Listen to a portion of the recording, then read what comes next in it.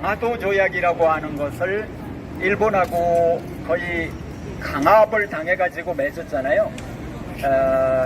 운요 사건이라고 하는 선생님들 들어보셨을 거예요. 근데 그게 단순 사건이 아닙니다.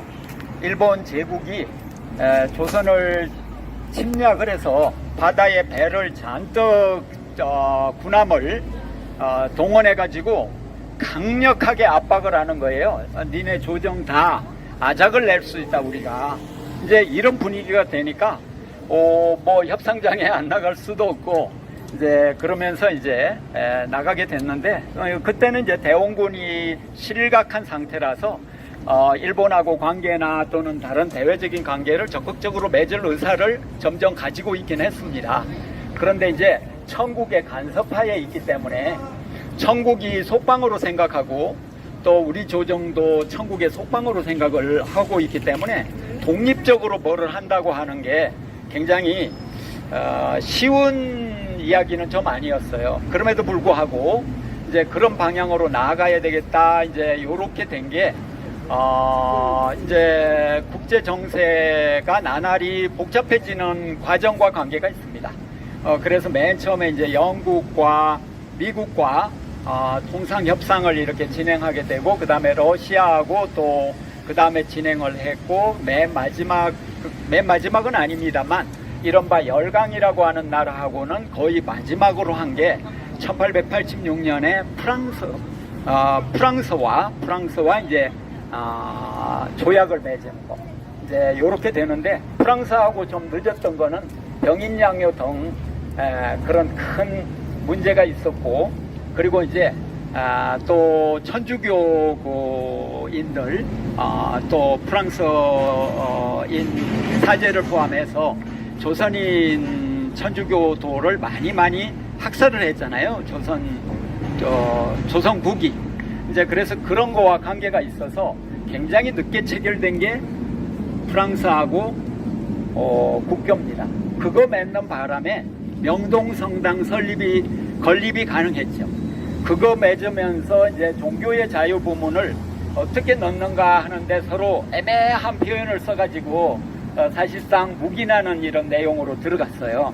이제 그래서 성교의 일종의 자유라고 할까 이런 게 사실상 보장이 되는 그래서 기독교가 본격적으로 이제 거의 합법적으로 진출하게 되는 게 프랑스하고 조약 이후다. 이제 이렇게 생각하시면 되고 거기에 근거해서 명동성당이 만들어 이제 건립돼 나가지만 조선 조정에서 명동성당 건립을 별로 달갑지 않게 생각해서 자꾸 지연작전을 써서 이제 좀 늦어진 이런 측면도 있습니다. 왜냐하면 그곳에서 궁궐이 흔히 다 내려다 보이는 이제 그런 어떤 위치이기 때문에 이제 보안상 안보상 생각하면 섬뜩한 일이죠. 조선 조정에서는.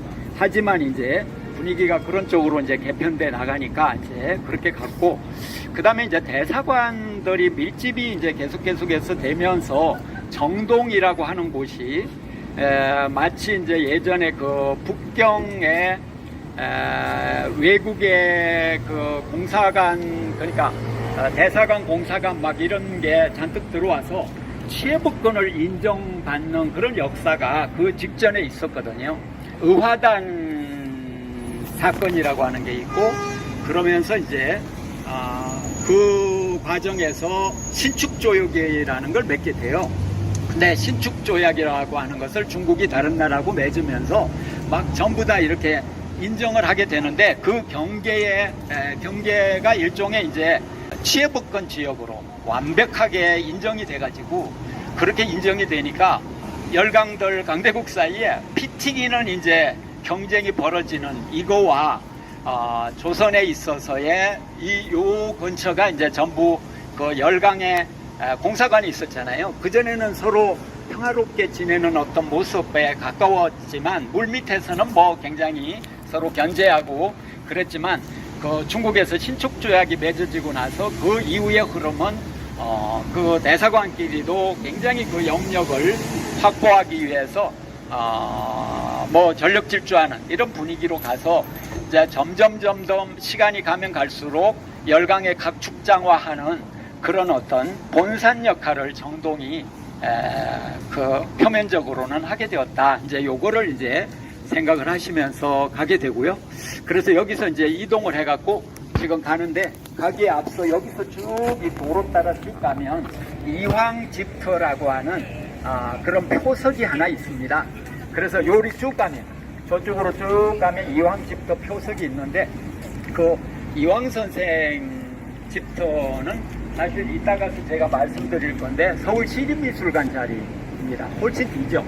근데 도로가에다가 설치하는 게 좀 약간 관행 같은 게 있는 것 같아요. 그게 꼭 그 단점만 있는 건 아닌 것 같더라고요. 도로가에다 안 하고 이제 정확하게 서울시립미술관 자리를 특정하기도 어렵거니와, 그 어느 곳에 이제 특정이 되더라도 거기 사람 안 다니는 데다가 딱 해놨다 그러면 또 의미가 별로 없는 것도 있는 것이죠. 그래서 되게 도로가에다가 설치하는데 뭐 그것을 너무 막 많이 비판할 수는 없겠다, 이제 이런 생각이 듭니다. 도로가에 설치하는 그 대표적인 그 표석이 저 서대문역에 가면 금화초등학교 앞에 이제 그곳에 그 일본 공사관 또는 그곳에 뭐 청수관이 있었다, 이 도로가에다 해놨는데 실제 도로가가 아니고 도로에서 한참 들어가야 되거든요. 이제 근데 그렇게 설치한 것도 요새는 제가 그래도 도로가에다가 해놔야 그렇긴 한데, 도로가는 아니고 저 뒤다고 하는 것도 거기다 좀 뭔가 이렇게 표현은 해야 되는 거 아닌가 하는 생각은 듭니다. 근데 표석 대부분이 그렇게 되어 있습니다. 자, 그거 생각하시고, 그래서 표석까지는 안 간다 이런 말씀이고, 나중에 표석은 가보시되 그게 위치가 엉뚱한 데다, 그러니까 훨씬 뒤에 뒤에 이황선생 집터가 있다 하면서 이황선생 한번 또 생각해 보시면 감사하겠습니다. 자, 뒤로 갈게요. 해치상이라고 하는데, 해치상은 이제 정의를 상징하는 것 아닙니까? 저 뒤에 상 있잖아요. 광화문 앞에도 지금 있죠, 그죠? 좀 엉뚱한 데 있었는데 지금 제자리를 찾아가는 것 같아요. 그런데 이제 그 해치상이 잘못된 뭔가 불의를 보면 불로 들이받고 뭐 그런다는 전설이 있다는 그런 상징물인데, 저게 왜 저기 있을까 이제 이렇게 생각을 예전에는 했었어요. 근데 요 자리가 대검찰청 자리입니다. 요 서소문 청사 1동 여기가요. 여기 검찰청이 리모델링 된 겁니다, 요게. 그래서 여기에 이제 검찰청이 있었다. 73년부터 있었다. 그러니까 이제 90년대 이제 저쪽으로 서초동으로 옮기잖아요. 그런데 그렇게 옮기고 하는 게 어떻게 보면 6월 항쟁과 영향이 있죠, 제가 볼 때. 근데 뭐 장소 찾아서 갔다 이럴 수도 있지만 하여간에 이곳이 이제 대검찰청에 그들은 청사라고 합니다. 근데 73년도면 74년도에 인혁당 사건이 나는 거니까요. 74년도 인혁당 사건이 이제 정확한 이름은 인혁당 재건위 사건입니다. 이제 그 공안 권력은 그게 정권이죠. 다른 말로 말하면 공안 세력이라고 하면 그들만 따로 있는 것처럼 인식하는데, 박정희 정권의 공안 세력, 박정희 정권의 수족인 공안 세력, 이들이 재건위 사건을 자꾸 만듭니다. 그러니까 재건설위원, 그죠? 이제 이렇게 만들어서 통역당 재건위 사건도 만들었고요. 그리고 또 통역당 재건위 말고 좀 전에 말한 인혁당 재건위 사건도 만들었는데, 인혁당 재건위 사건은 딱 1차 사건의 원조가 있어야 될 거 아니에요. 네. 그래서 1차 사건 난 지 10년 만에 다시 끄집어내갖고 써먹는 거예요. 왜냐하면 그 전에 그 자기들이 해놓은 성과가 있는데 이것을 그냥 이렇게 너무 아깝잖아요. 근데 이거 그들이 그 아까운 거 이해가 되시죠? 자기네가 공들여서 그 해놨는데 그때 별로 처벌이 안 되고 그 판사가 보니까 막 터무니없거든요. 그래갖고 거의 그냥 무죄 뭐 이렇게 다 막 그냥 됐는데, 그 인혁당 사건을 다시 10년 만에 써먹는 게 인혁당 재건위 사건입니다. 그거 말고도 다른 재건위 사건이 많아요. 그래서 요 놈들이 이제 다시 또 재건을 이렇게 하나 늘 들여다보는 거예요. 저도 옛날에 어떤 단체를 하고 있었는데, 이제 그걸로 공격을 할까봐 사람들이 뭐 비스무리한 것도 만들지 않으려고 하더라고요. 함께한 사람들이. 그래서 산악회 비슷한 거라도 해가지고 좀 했으면 하는 마음이 있었지만, 그걸로 이제 또 막 잡으러 올까봐 걱정이 또 개인으로는 많이 되고, 괜히 또 뭔가 한 일도 없으면서 또 이제 조직사건에 연루될까 걱정이 되잖아요. 그래서 어쨌거나 인혁당 그 재건이 사건에 8명 사용되는 그 기소를 이 대검찰청에서 했다. 이제 이걸 말씀드리는 거예요. 그러니까 우리가 이제 인혁당 사건 하면 이제 법원 이야기 얘기하거나 또는 서대문 형무소 얘기만 하는데, 이 검찰, 지금 검찰이 굉장히 중요한 사회적 화두잖아요. 그래서 이제 검찰개혁 이야기할 때 얘기하게 되는 거고.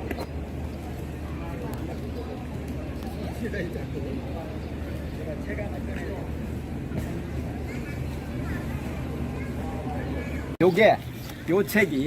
요 책 가지고 저희 단체에서 얼마 전에 출판 기념회를 했습니다. 이 책 내분의 그 뜻을 어디에선가는 좀 기려야 되지 않냐 해서 그냥 우리가 했어요. 자, 그런데 요 기념회를 했는데, 출판 기념회, 저자는 이제 삼부토건 제2노조 열린노조 그 위원장, 그 내부 비리와 내부 부조리를 윤석열이 후보로 나왔을 때 전부 막 드러내느라고 엄청 노력을 했는데, 보도 안 해주는 데도 많고, 근데 또 보도 또 확실하게 하는 데도 있어요. 그래서 구영식 기자 같은 분이 오셔가지고 이야기를 이렇게 했어요. 그 내막을 막 얘기하더라고요. 근데 제가 오늘 얘기하려고 하는 거는 요겁니다. 요 지금 건축물이 있잖아요. 요걸 요렇게 좀 쫙 펴볼까요? 네. 지금 찍으시는데, 근데 요걸 1973년에 여기 쓰였지만 삼부토건이 요 건물을 수주받아 가지고 지은 거죠. 그러니까 삼부토건하고 검찰의 유착이 어느 정도인가 우리가 알 수 있어요. 그리고 법원도 지었어요. 광주 법원도 짓고 서울 법원도 지었어요. 그러니까 자기들이 삼부토건의 뭐 역사 그런 책을 펴냈는데, 거기 있는 내용이어서 인터넷 검색에도 이게 나오지 않습니다. 근데 이제 어쨌거나 여기서 사람 많이 때려 죽인 곳이다, 여기가. 대검찰청이라고 하는 게 최종 기소를 하는 데잖아요. 그러니까 그곳에서 그런 곳이 인간 살리는 데다가 힘을 쓰면 얼마나 좋아요. 저도 이제 공안 사건으로 제가 연루되면서 저놈의 조직이 왜 필요한가? 검찰은 그냥 없어져야 되겠다. 괜히 사람들 범인 만들고 그러기 위해서 뭐 가전 얘기를 다 하고 그래가지고, 제가 예를 들면 재판할 때 검사 보고 뭐라고 소리해서 공부 좀 하고 재판하시라고 내가 그랬더니 조용히 가만히 있어. 그 사람은 제일 말단 검사인데 뭐 말을 해도 좀 그렇긴 하죠. 그래서 요건 이야기하고요. 제가 이제 그 사진 정리한 거 이거를 이제 선생님들께 못 보내드린 분은 보내드릴 거거든요. 이제 보내드린 분도 이제 한두 분 계시는데, 근데 이곳이 당시 중추원 자리였습니다. 거슬러 올라가면 흑역사가 제대로 있는 곳이죠. 여기가 중추원. 근데 검색하면 중추원이라는 곳이 나옵니다. 그러니까 중추원은 옛날에 그 만민공동회 등등 하면서 그 교과서에 그 나오는 얘기기도 해요. 그때 중추원이 있었는데 일본 제국주의가 조선을 침탈해서 강탈한 다음에 그 중추원을 활용한 거지요. 그래서 그 제가 보낸 자료에 중추원 참의가 된 사람들의 그 참의는 요새 말로 의원이에요. 의원.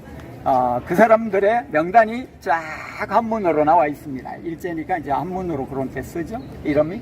근데 그래서 여기 중추원 자리로 이 공간을 계속해서 이렇게 썼다, 그러는 것이고, 바로 또 옆에는 그래서 요 거리 간격은 얼마나 차이가 날지 모르지만 바로 옆에 요 부지입니다. 똑같은 부지에는 당시에 이제 탁지부, 제가 탁지부에 간다고 써놨잖아요. 탁지부는 요새로 말하면 재무부입니다. 호조, 조선 시대에는 호조라고 했습니다. 호조가 이제 뭐 재물 출납하는 또는 쌀 뭐 이런 문제 다루는 그런 곳이죠. 옛날은 쌀이 중요하니까.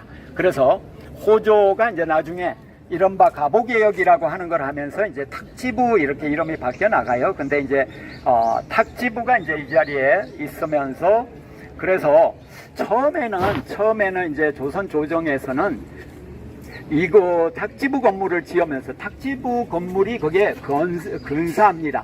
근데 이제 그 건물을 지으면서 이곳을 일종의 의정부 이런 자리로 쓰려고 지었다고 그래요. 그런데 이제 일본 제국주의가 이제 그것을 이제 용인하지 않는 단계로 들어가는 1907년이 온 거예요. 그러면서 이제 탁지부로 써라 이러면서 자기들이 지배해도 탁지부는 필요하니까요. 이제 그러면서 이제 조선 조정에서는 아주 잘 지어놨음에도 불구하고 지어가고 있었음에도 불구하고 한번 제대로 써먹지도 못하고 이제 그렇게 바뀌어버린 전형적인 사례라고 말씀드릴 수 있어요. 그래서 이곳 지금 별관 서대문 청사 1동이라고 하는 이곳이 이제 그런 역사가 있고, 조금 전에 이제 선생님께서 그러면 서울지방검찰청은 어디냐, 서울 또 고등검찰청은 어디냐 이러는데, 삼부토건의 그 약사에 보면 서울지방검찰청을 요곳에서 같이 썼다고 하는 기록이 있다고 합니다. 그런데 보통 이야기 여태까지 나온 걸로는 저 뒤에 가면 또 별관이, 이쪽 건물이 별관이거든요. 저쪽 건물이 별관이고, 참 저쪽 안쪽이, 이쪽이 의회 건물인데, 그래서 이 의회 건물 이쪽이 검찰청으로 그러니까 지방검찰청, 서울지방검찰청, 그 다음에 서울지방고등검찰청으로 썼다 하는 기록이 인터넷에 있지만, 이제 이것을 더 검증을 해봐야 될 문제인 건 분명한데, 삼부토건의 그 회사 그 자료, 이것은 제가 볼 때는 이제 정확하다고 생각이 들어요. 근데 73년도 만들고 나서는 이쪽으로 서울지방검찰청이 함께 오지 않았나. 그러니까 대검찰청, 그러니까 검찰청이 이렇게 돼 있잖아요. 서울은 지방검찰청, 그 다음에 서울 지역에 또 그 다음 단계 고등검찰청, 그 다음에 이제 전국적인 대검찰청, 이렇게 돼 있는데, 그러니까 세 개가 있어야 되는 거죠. 그러니까 법원도 1심, 2심, 3심이 있어야 되는 것처럼 이제 그런 식으로 단계적으로 분할을 시켜놓은 그 역사가 이곳입니다. 그래서 이제 가면서 이제 보는 곳이, 그러면 저 안쪽은 뭐냐? 안쪽이 이제 지금 가보겠습니다. 그쪽으로. 이제 그게 바로 법원 자리로 쓰였다는 거죠.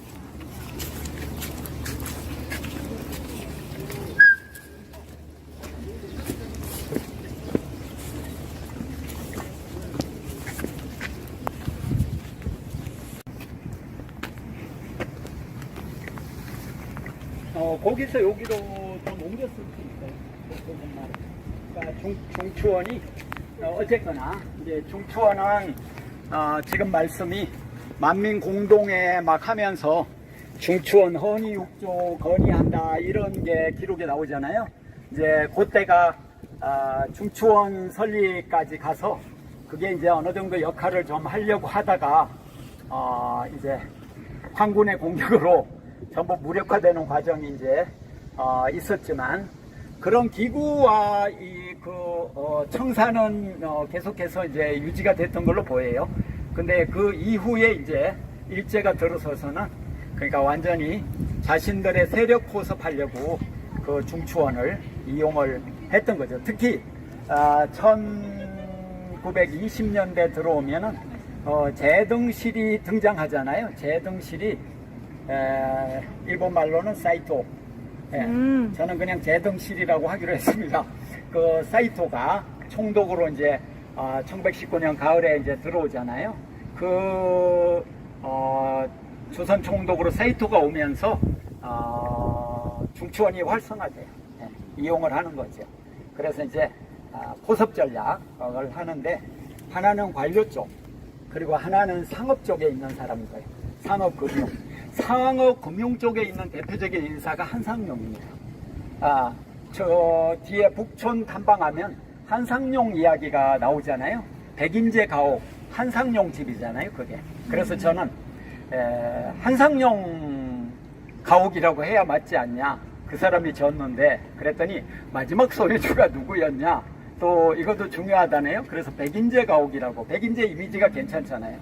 근데 그 사람이 한마디 덧붙이면 백인제가 아주 그 역사에 잘못을 범한 적이 한 번 있습니다. 대체로 백인제 가옥 맞죠.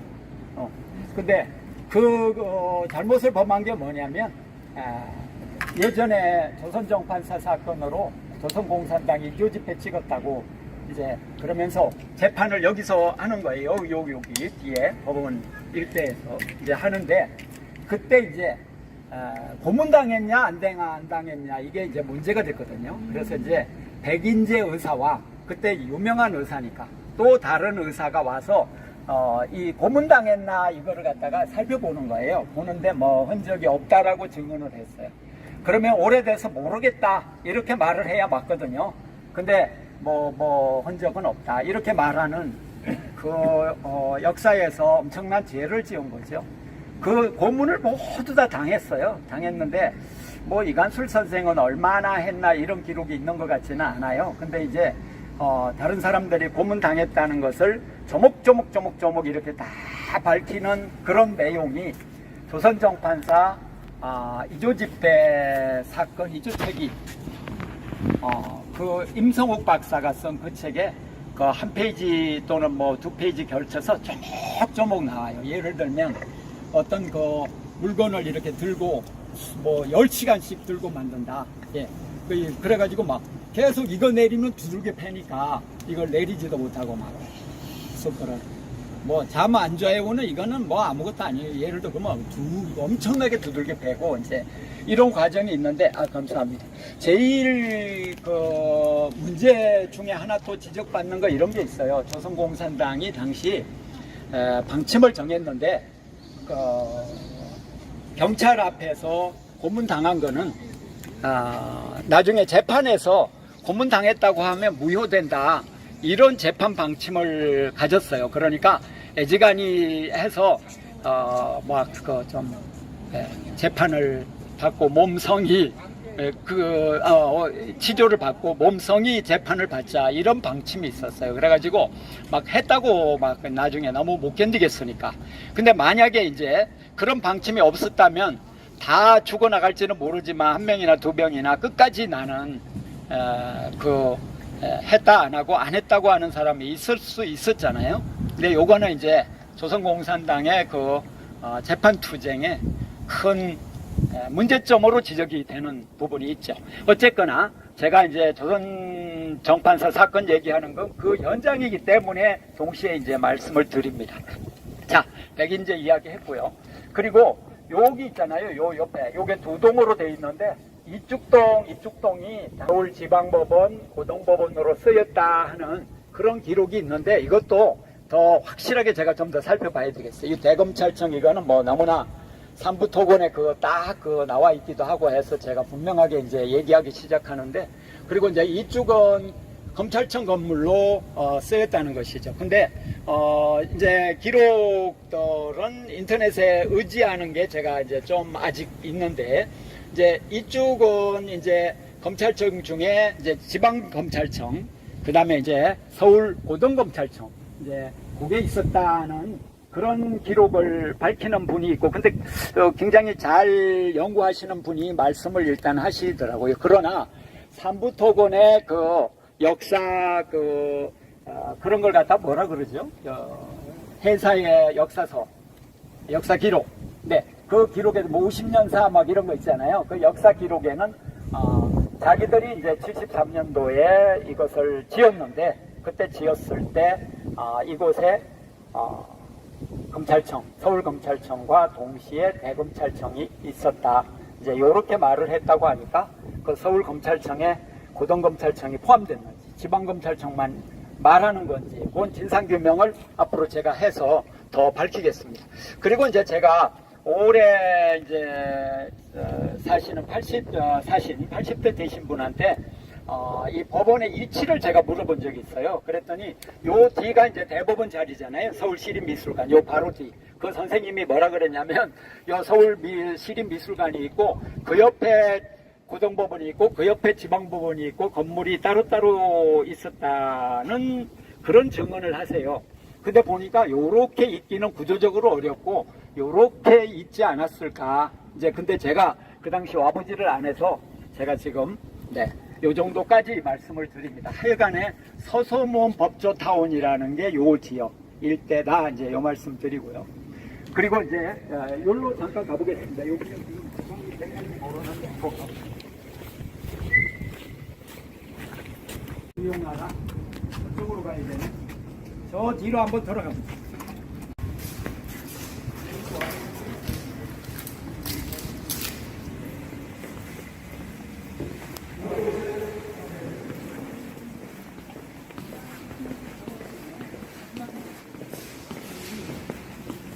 지금 13층 가는 것입니다. 오늘 사실은 13층 가면 안 돌아다녀도 되긴 해요. 우리 거기서 사는 거죠. 차 한잔 먹으면서 쫙 없죠. 그래요. 그럼 그러자고요. 그리고 나중에 그냥 현장은 한번 쫙 훑는 거로 설명은 여기서 다 하고. 힘드시군요. 그죠. 햇살에 지금 이거 마스크 쓰고 저거 여기 있어. 들어오니까 좋으시죠? 네, 좋아요.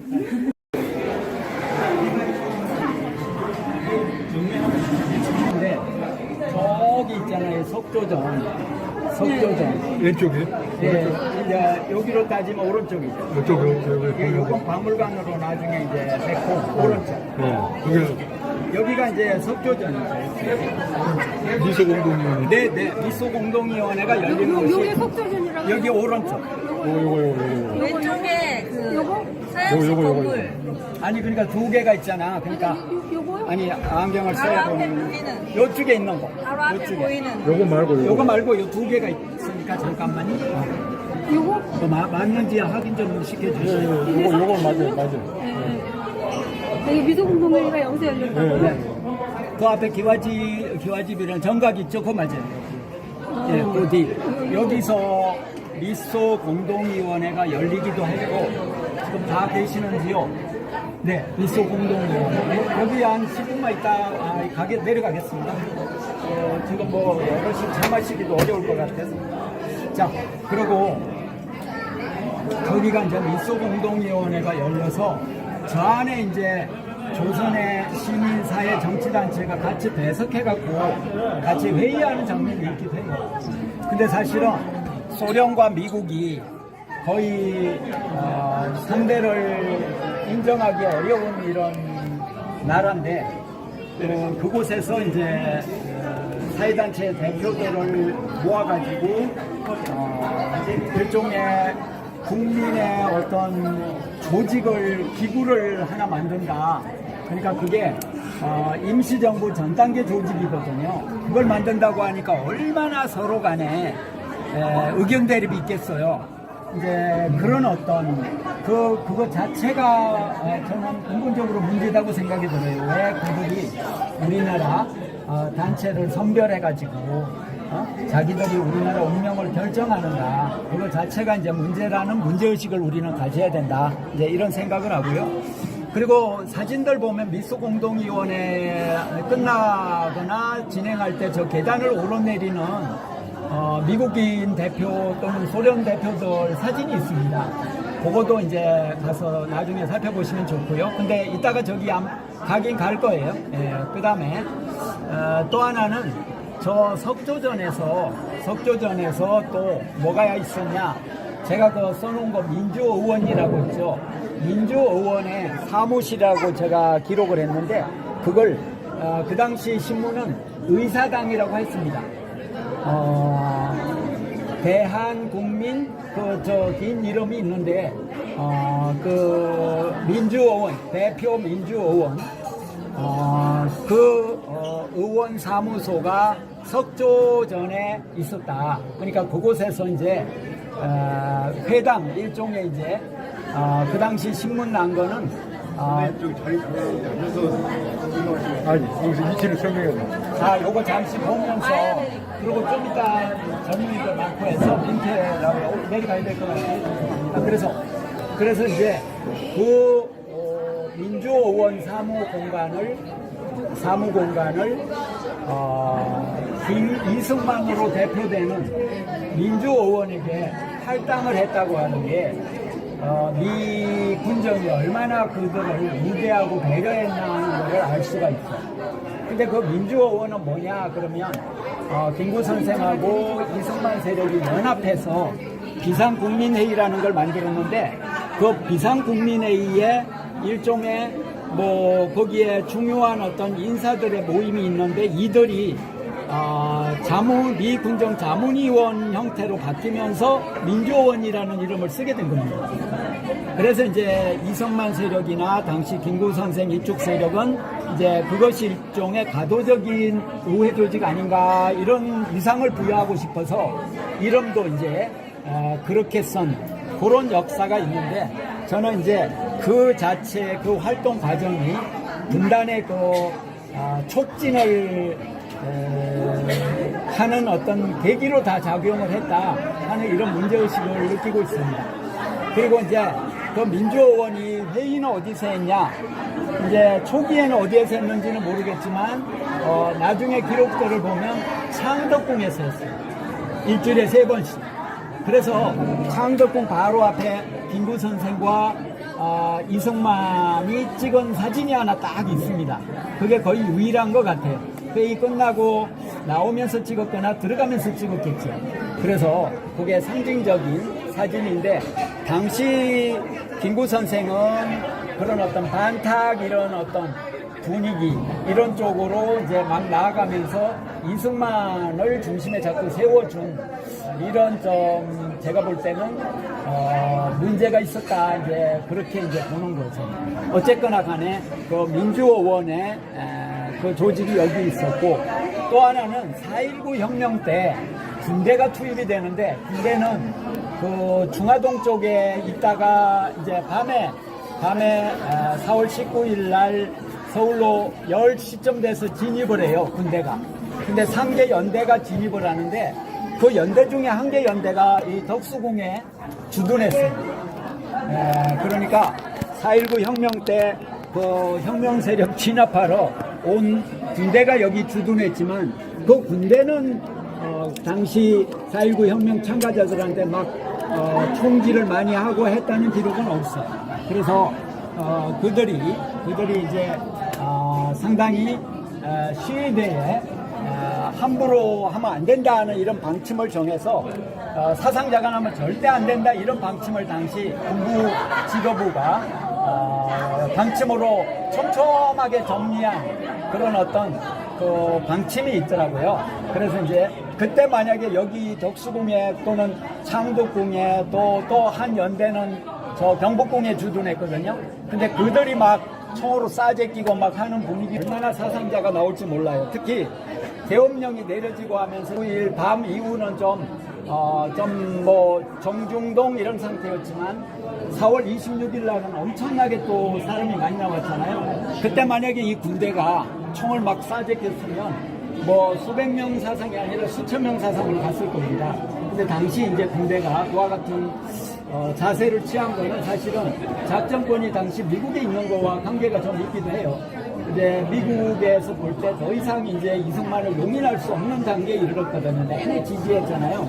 그렇지만 이제 지금은 이제 안 되는 거예요. 왜냐하면 민중들이 10만 명씩 막 거리로 거듭해서 지금 2번째 나오고 막 이러니까 그러니까 이승만을 막 설득을 해가지고 역사에 아주 위대한 인물로 남으시라 이러면서 미국 대사가 막 해가지고 이제 분명하게 이제 사임할 걸 요구하는 단계까지 간 거는 민중들이 그렇게 10만 명씩 나왔기 때문에 그게 다 가능했다. 이제 군대도 이제 그렇게 많이 나왔기 때문에 함부로 총질을 하지 않는 역사가 전개됐다.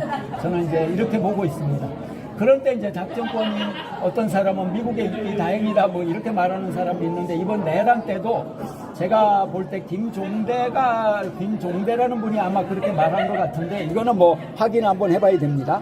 근데 미국의 작전권이 있어서 그나마 다행이었다 이렇게 말하는데 그건 굉장히 위험한 발언이에요.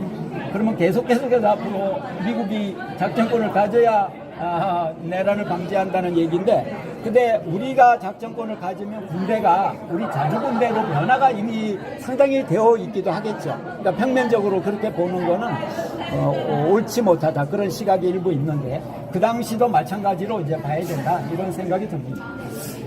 이제 여기서 요 정도 말씀드리고 이제 밑으로 내려가는 건데, 저 성적이 보이는 사진 찍을 어디, 분은 어디? 저 찍으세요. 성적이 어디요? 저기 대사가 반저 어디요? 미국 대사 반저. 네, 여기 보이죠? 보인다. 여기서는 아주 잘 보이네요. 지하집이 아주 엄청나게 크죠? 잘 보셨습니다. 미국 대사관. 여기 있잖아요. 저 뒤에 지금은 대사관 이제 관저로 쓰이고 있죠, 저기죠. 그러니까 요거네, 요거요. 예예, 그 박물관 뒤에. 예, 네, 항상 바다 가운데가 성전. 것이 뒤에 계약이 러시아 대사관입니다. 정말 엄청 길죠. 하얀 탑이 있는 예, 러시아 대사관. 반저. 대사관. 그리고요, 여기가 예예, 여기가 이제 전망이 좋으니까 꼭 얘기해야 될 거. 그러니까 저기가 미국 대사관이잖아요. 지금 펄럭펄럭 하는데 저기와 반저. 옛날에 미국 공사관이었고 지금은 관저죠. 근데 이제 저기는 또 여기 있잖아요. 거기서 좀 떨어져 있는 게 이제 영국 대사관이죠, 저기가. 어디? 빨간 지붕이요? 네, 빨간 지붕 성공의 뒤에. 예. 저기 보이는 숲속에 있다 싶은 거기가 이제 영국 대사관인데, 제가 탐방로에 세관에 간다고, 그러니까 해관인데 나중에 그게 일제가 세관으로 이름을 바꿨어요. 자기네 이주로 이제 되니까. 근데 그 미국 대사관과 영국 대사관 사이에 해관이 있었습니다. 그래서 제가 자료 보내드리면 해관이요? 해관, 바다해. 바다해. 해관은 요새로 말하면 세관하고 같아요. 네. 그래서 이제 조선 조정도 그 세관을 통해서 국제 무역 관계에 편입된 그런 상황에서 이제 자신의 또 뭔가 권리를 또 지키고 찾아야 되기 때문에 이제 그렇게 진행을 했는데, 일본하고 그 조약 맺은 게 1876년이잖아요. 7년 후에 일본하고 재협상이 이루어져 가지고 그 관세를 그전에는 무관세로 그냥 합의해 줘 가지고 그걸 바꾸자 하는데, 이제 계속해서 일본이 안 된다 하다가 미국하고 이제 조약을 맺는 시점에 미국이 관세율을 제법 높게 매기면 자기네가 무관세하면 자기네가 지키잖아요, 국제적으로. 그러니까 그때서 이제 협상으로 나와서 5% 안을 들고 나왔어요. 이제 그러면서 이제 일본하고 그 합의가 됐는데, 그 합의한 시점점이 해관이 개설되는 시점입니다. 그러니까 1876년에서 한 7년을 계산하면 그러면 이제 83년도 정도예요. 근데 해관의 역사도 그 슬픔의 역사로 점철이 되어 있어요. 그래서 이 정도 말씀드리고, 이제 멜렌도르프라는 인물이 그 해관의 총 세무사거든요. 이제 그 말씀만 드리고, 멜렌도르프는 이제 나중에 기회 있으면 더 말씀드리겠습니다. 자, 요 정도 하고 여기서 사진 찍으실 분 좀 찍고.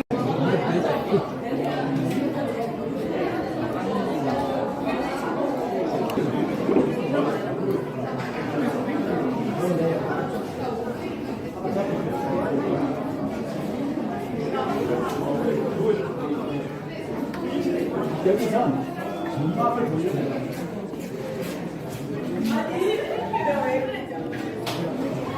번이니까 요렇게 돼 있죠. 번이니까 요렇게 돼 있죠. 이게 이제 그 법원이잖아요. 근데 이곳으로 이사 온 게 일제 지배기에, 저 일제 지배기라고 하는데, 여기로 이사 온 게 1928년도에 이사 왔습니다. 1928년도에 이제 이곳으로 와서, 그러니까 1928년도 그 이후에 재판은 그 진보 인사 또는 독립혁명가 운동가에 대한 재판은 여기서 이루어졌던 것이죠. 그래서 우리가 이제 어떤 구체적인 인물을 탐방할 때는 이제 지금 대법원이라고 이제 일컬어지는 이곳에 당시 서울지방법원, 그 다음에 복심법원이라 그래요. 복심법원, 그게 2심이죠. 그 다음에 이제 3심, 최종 3심은 고등법원이라고 일제 때는 했습니다. 그래서 그게 저기 한꺼번에 저 건물에 있었어요. 통합돼 있었는데 이제 나중에 일제로부터 우리가 이제 놓여지고 나서 해방이 되고 나서 그 뒤에 이제 자꾸 더 필요성이 이제 높아지고 하면서 그러면서 이제 단지가 이제 신축이 되고 또 증축이 되고 막 이런 역사가 이제 있는 거니까요. 근데 이곳에서 그러니까 요 뒤에 있는 저곳에서 또한 조봉암 선생 재판도 이루어졌죠.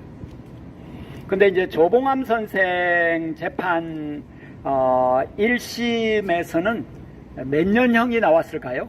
7년. 7년보다 조금 더 낮춰주시겠습니까? 5년형. 5년형. 5년이죠. 5년 형을 이제 언도 받았는데 이성만이 막 성질을 낸 거예요. 이게 뭐 그냥 뭐 말이 되냐 뭐 막 이러면서 막 욕을 해제끼고 하니까 그러니까 이제 다시 이제 2심에서 재판을 해갖고 사형 이렇게 올라간 겁니다. 그 대법원은 또 그냥 거수기로 또 사형 이래가지고 선생이 목숨을 잃게 되는. 그러니까 이제 이승만을 이제 민주주의의 초석을 놨다, 자유민주주의자다 그러는데 표현의 자유인 평화통일을 주장했다고 해서 목숨을 끊는 게 어떻게 그게 자유민주주의겠습니까? 그죠? 그리고 이제 이론상 자유민주주의 이거는 자유주의적 민주주의라고 번역해야 저는 맞다고 생각이 들어요. 민주주의는 자유주의적 민주주의, 사회적인 민주주의 뭐 여러 가지가 있을 수 있다. 자유적 민주주의. 근데 이제 자유민주주의라고 이제 이름을 붙인 다음에 그러면 그거를 갖다가 이제 반공 입장에서 일종의 파시스트의 방패막이로 쓰는 게 자유민주주의죠. 자유민주주의라는 이름은 괜찮아요. 그죠? 자유도 되고 민주도 되고 좋잖아요. 그런데 이제 이것을 그 반공을 앞세운 파시스트의 자기 방어 논리로 쓰니까 그게 문제가 되는 거죠. 그들은 뭐 그런 생각을 가지니까 내란이 가능한 겁니다. 자기들이 볼 때 반공체제를 부정해? 이런 소리예요, 그게. 근데 지금 뭐 그런 공산당이 이남에 뭐 막 그렇게 있습니까? 그런데도 허상을 만들어서 자기들은 순수하고 자기들은 올바르고 그런 공산당 불온 세력을 때려잡는, 그래서 윤석열이 계엄하면서 일거에 척결하겠다 그랬잖아요. 반국가. 저는 장난치는 줄 알았어. 뭔 소리? 근데 진짜였어요. 그죠? 예, 그런 역사, 흑역사가 있는 곳이 이곳이기 때문에 이렇게 보시고, 동시에 이곳이 또한 30년대 그 이재유 선생이라고 전설적인 그 독립혁명가가 있지 않습니까? 항일혁명가. 이분은 이제 그 사회주의 지향을 이제 가졌다 그래서 우리 역사에서 많이 지우고 기억도 못하지만 굉장히 인품이 훌륭하시고, 그리고 30년대 그 엄혹한 시절에 전국적인 그런 항일 지하조직을 만들어서 일본 제국주의를 구축해내려고 했던 그런 분이세요. 그래서 이재유 선생이 이 자리에서 역시 재판을 받았다. 뭐 열거하자면 뭐 모두 다인데 이제 그렇다는 겁니다. 그걸 기억해 주시고, 그리고 이제 예전에는 또 여기를 이제 좀 거슬러 올라가면 토지조사국이 지금 서울 시립미술관 그 언저리에 있었다고 합니다. 그러니까 일본 제국주의가 이제 임시토지조사국이라고 임시자를 걔네는 붙이더라고요. 그래서 이걸 잠깐 하는 것처럼 좀 뭔가 그 기획을 한 것 같아요. 제가 볼 때 계속 끝까지 하면서도 임시토지조사국이라고 이제 이랬는데 뒤에 뭐 임시를 혹시 뗐는지는 모르겠습니다. 근데 기록은 임시토지조사국이다 해서, 근데 거기에 근무하는 조선인 사람들이 굉장히 많아요. 그 실무 보는 사람들이 있잖아요. 그러면 막 엄청난 그 인력을 새로 뽑아서 그들이 이제 조선총독부에 알게 모르게 편입이 되는 거죠.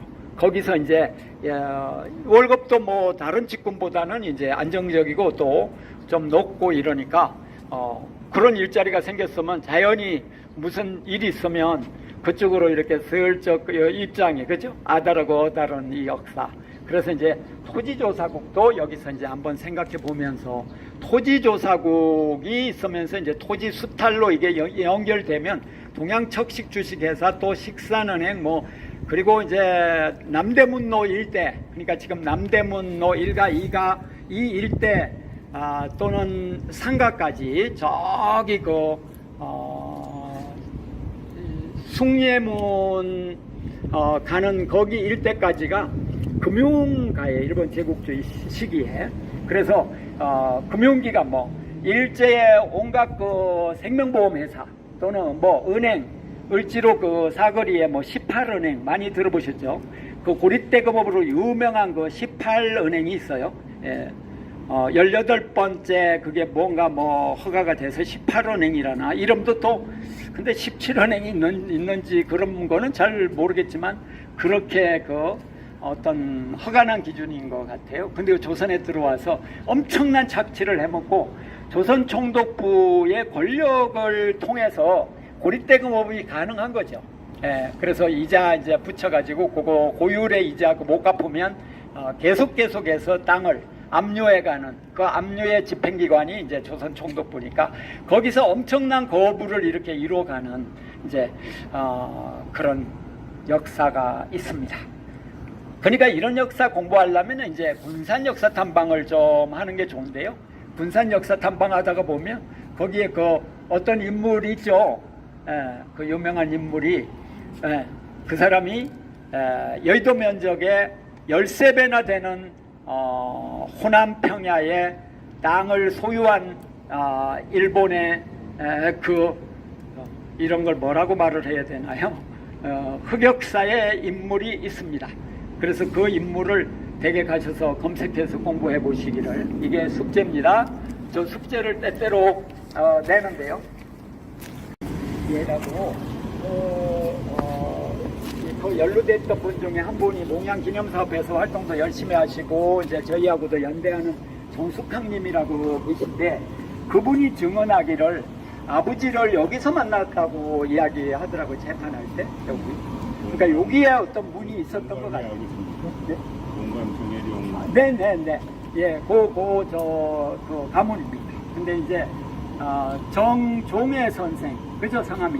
그분이 아버지신데, 근데 이제 아버지 재판을 할 때 여기서 이제 아버지를 뒷모습으로 슬쩍 봤다는 증언을, 그러니까 좀 청년 때였겠죠 아무래도. 근데 보성 간첩단 사건, 이것은 그 공부를 우리가 해보면 민족사에 엄청난 그 슬픔과 또한 고통이 담겨 있는 것입니다. 그래서 이제 우리는 그 민족사의 아픔이라고 이제 할 때, 사실은 일본 제국에서 우리가 많은 우리 조선의 그 혁명가들, 민족혁명가들, 독립운동자들, 이분들을 비롯해서 전 세계의 반파시스트 세력이 연대해서 이제 우리가 해방이 된 거잖아요.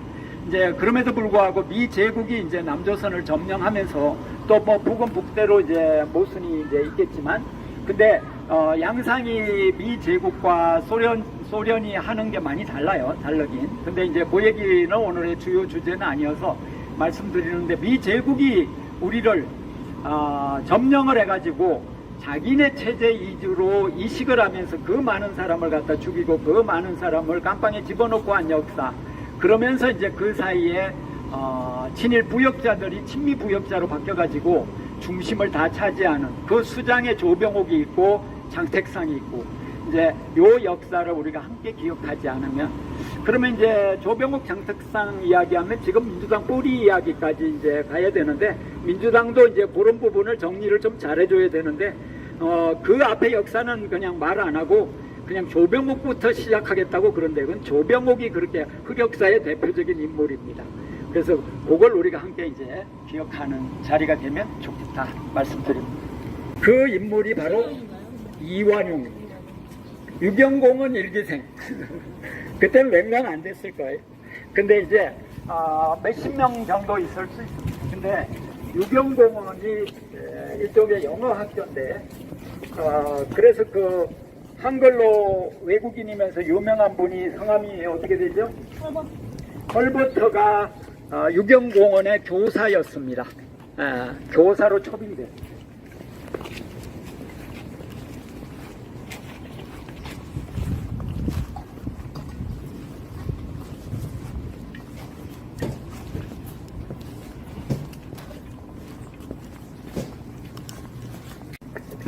잠시 앉아서 이제 이곳 이야기 하는 건데, 여기도 뭐 여기에서 얼마 많은 사람이 목숨을 잃고 이런 얘기는 안 하고 있죠. 그죠?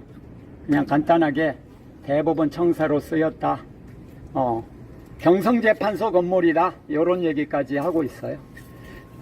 개화기 때 평리원이 세워졌던 곳이다. 그러니까 여기가 이제 우리 그 법원의 중심적인 위치가 된 것이죠. 그러니까 옛날은 요리 오기 전에는 지금 그 종강역의 SC 제1은행 자리, 거기가 이제 의견부이면서 거기가 재판소이고, 이제 그랬던 역사가 이제 있었고, 그게 이제 발전을 해가지고, 이제 그때 그 재판소라는 게 일제 때 그 SC 제1은행 자리, 그게 몇 번 출구일까요? 영풍문고 건너편. 이제 그 자리가 옛날에는 의견부 자리여서 이순신 장군도 거기서 고문당했는데, 거기서 고문당해서 이순신 장군 백이종군로의 출발점이 거기에요. 세워놨습니다, 지금 표지판을. 근데 사실은 이순신 장군 백이종군로도 우리가 걸어야 되지만, 이재유 선생 길도 걸어야 되고, 전봉준 장군의 길도 걸어야 되고, 또 김명시 장군의 길도 걸어야 되고, 김명시 선생이라고도 하고 장군이라고도 하죠. 이 다 우리가 걸어야 될 분들이 너무 많아요. 그래서 어느 한 분만 또 주로 걷는 거는 또 좀 아니다. 그래서 이제 오늘 이 자리에 이렇게 오셨는데, 오신 선생님 한 분 한 분이 저는 독립군이라고 생각을 해요. 걷는 독립군. 역사를 알기 위해서 이게 일종의 엄청난 힘을 쏟는 과정이잖아요. 그러니까 이거 자체가 그 독립군의 독립혁명의 길을 지금 가고 계시는 거죠. 그래서 힘이 나고 감사하게 생각을 합니다. 근데 아무튼 간에 여기가 이제 그런 곳인데, 조봉암 선생이 여기서 이제 재판 받을 때 두 가지 얘기만 하고 제가 여기 뜨겠습니다. 조봉암 선생이 재판 받을 때 유병진 판사가 5년을 때렸단 말입니다. 5년. 근데 유병진 판사 참 대단하신 분이세요. 그분이 간첩죄는 무죄를 때려버렸거든요. 근데 너무 분위기가 이제 그러니까 5년 이렇게 한 것 같아요. 근데 이제 사실은 왜 대단하냐, 그 반대 세력이 별로 없었거든요. 표면적으로 드러나는 반대 세력이. 그 조직화가 강주 학살 이후에 대중적으로 조직이 되잖아요. 한일회담 반대, 이건 엄청난 그 학생 중심이긴 하지만 대중적인 투쟁이 이루어졌죠. 그거는 이제 한일협정이라고 하는 이 매국협정 반대 엄청나게 이렇게 일어나고 이제 이랬는데, 전 사회계층으로 이렇게 확산되는 거는 80년도 이후로 가면서 광주 그 항쟁이 어느 계층만 참여한 게 아니잖아요. 모두가 다 참여한 거잖아요.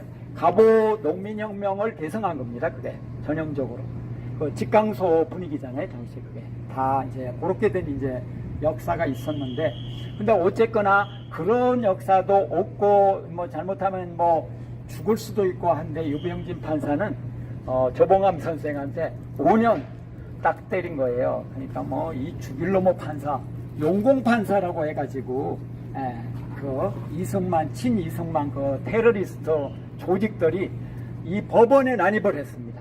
그러니까 저번에 그 서부지법 난입한 거 훨씬 이상이에요. 그래가지고 이 용공판사 때려 죽여라 막 해가지고, 그때도 서부지법도 그 판사 찾는다고 막 저 6층까지 올라가고 그러잖아요. 이때도 그 찾아갖고 죽이겠다고 잡으면 죽일 거려 아마. 근데 이제 그 유병진 판사가 이제 그 위대한 결단을 했다가 결국은 이제 재임용 탈락, 그러니까 80년대 교수들 재임용 탈락해갖고 또 그러잖아요. 그 당시에 이제 판사도 이제 일종의 탈락이에요. 재임용 탈락이라는 이름하고 조금 다르지만 탈락해요. 근데 그거를 계속해서 박정희가 또 70년대 써먹고 그렇게 되죠. 근데 그렇게 돼갖고 이분은 이제 진짜 그 전도 요망한 판사가 판사를 더 이상 할 수가 없었어요. 그러니까 일자리를 끊는다는 게 그거가 또 다른 학살이거든요. 유병진 판사는 그렇게 삶을 걸으셨기 때문에 우리가 다른 분은 기억 못해도 유병진 판사는 기억을 해야 된다. 이제 전 이 말씀 드리고요. 하나는 아까 제가 잠깐 말씀드렸는데 조선정 판사 사건이라고 이제 이거는 46년도 5월달 얘기입니다.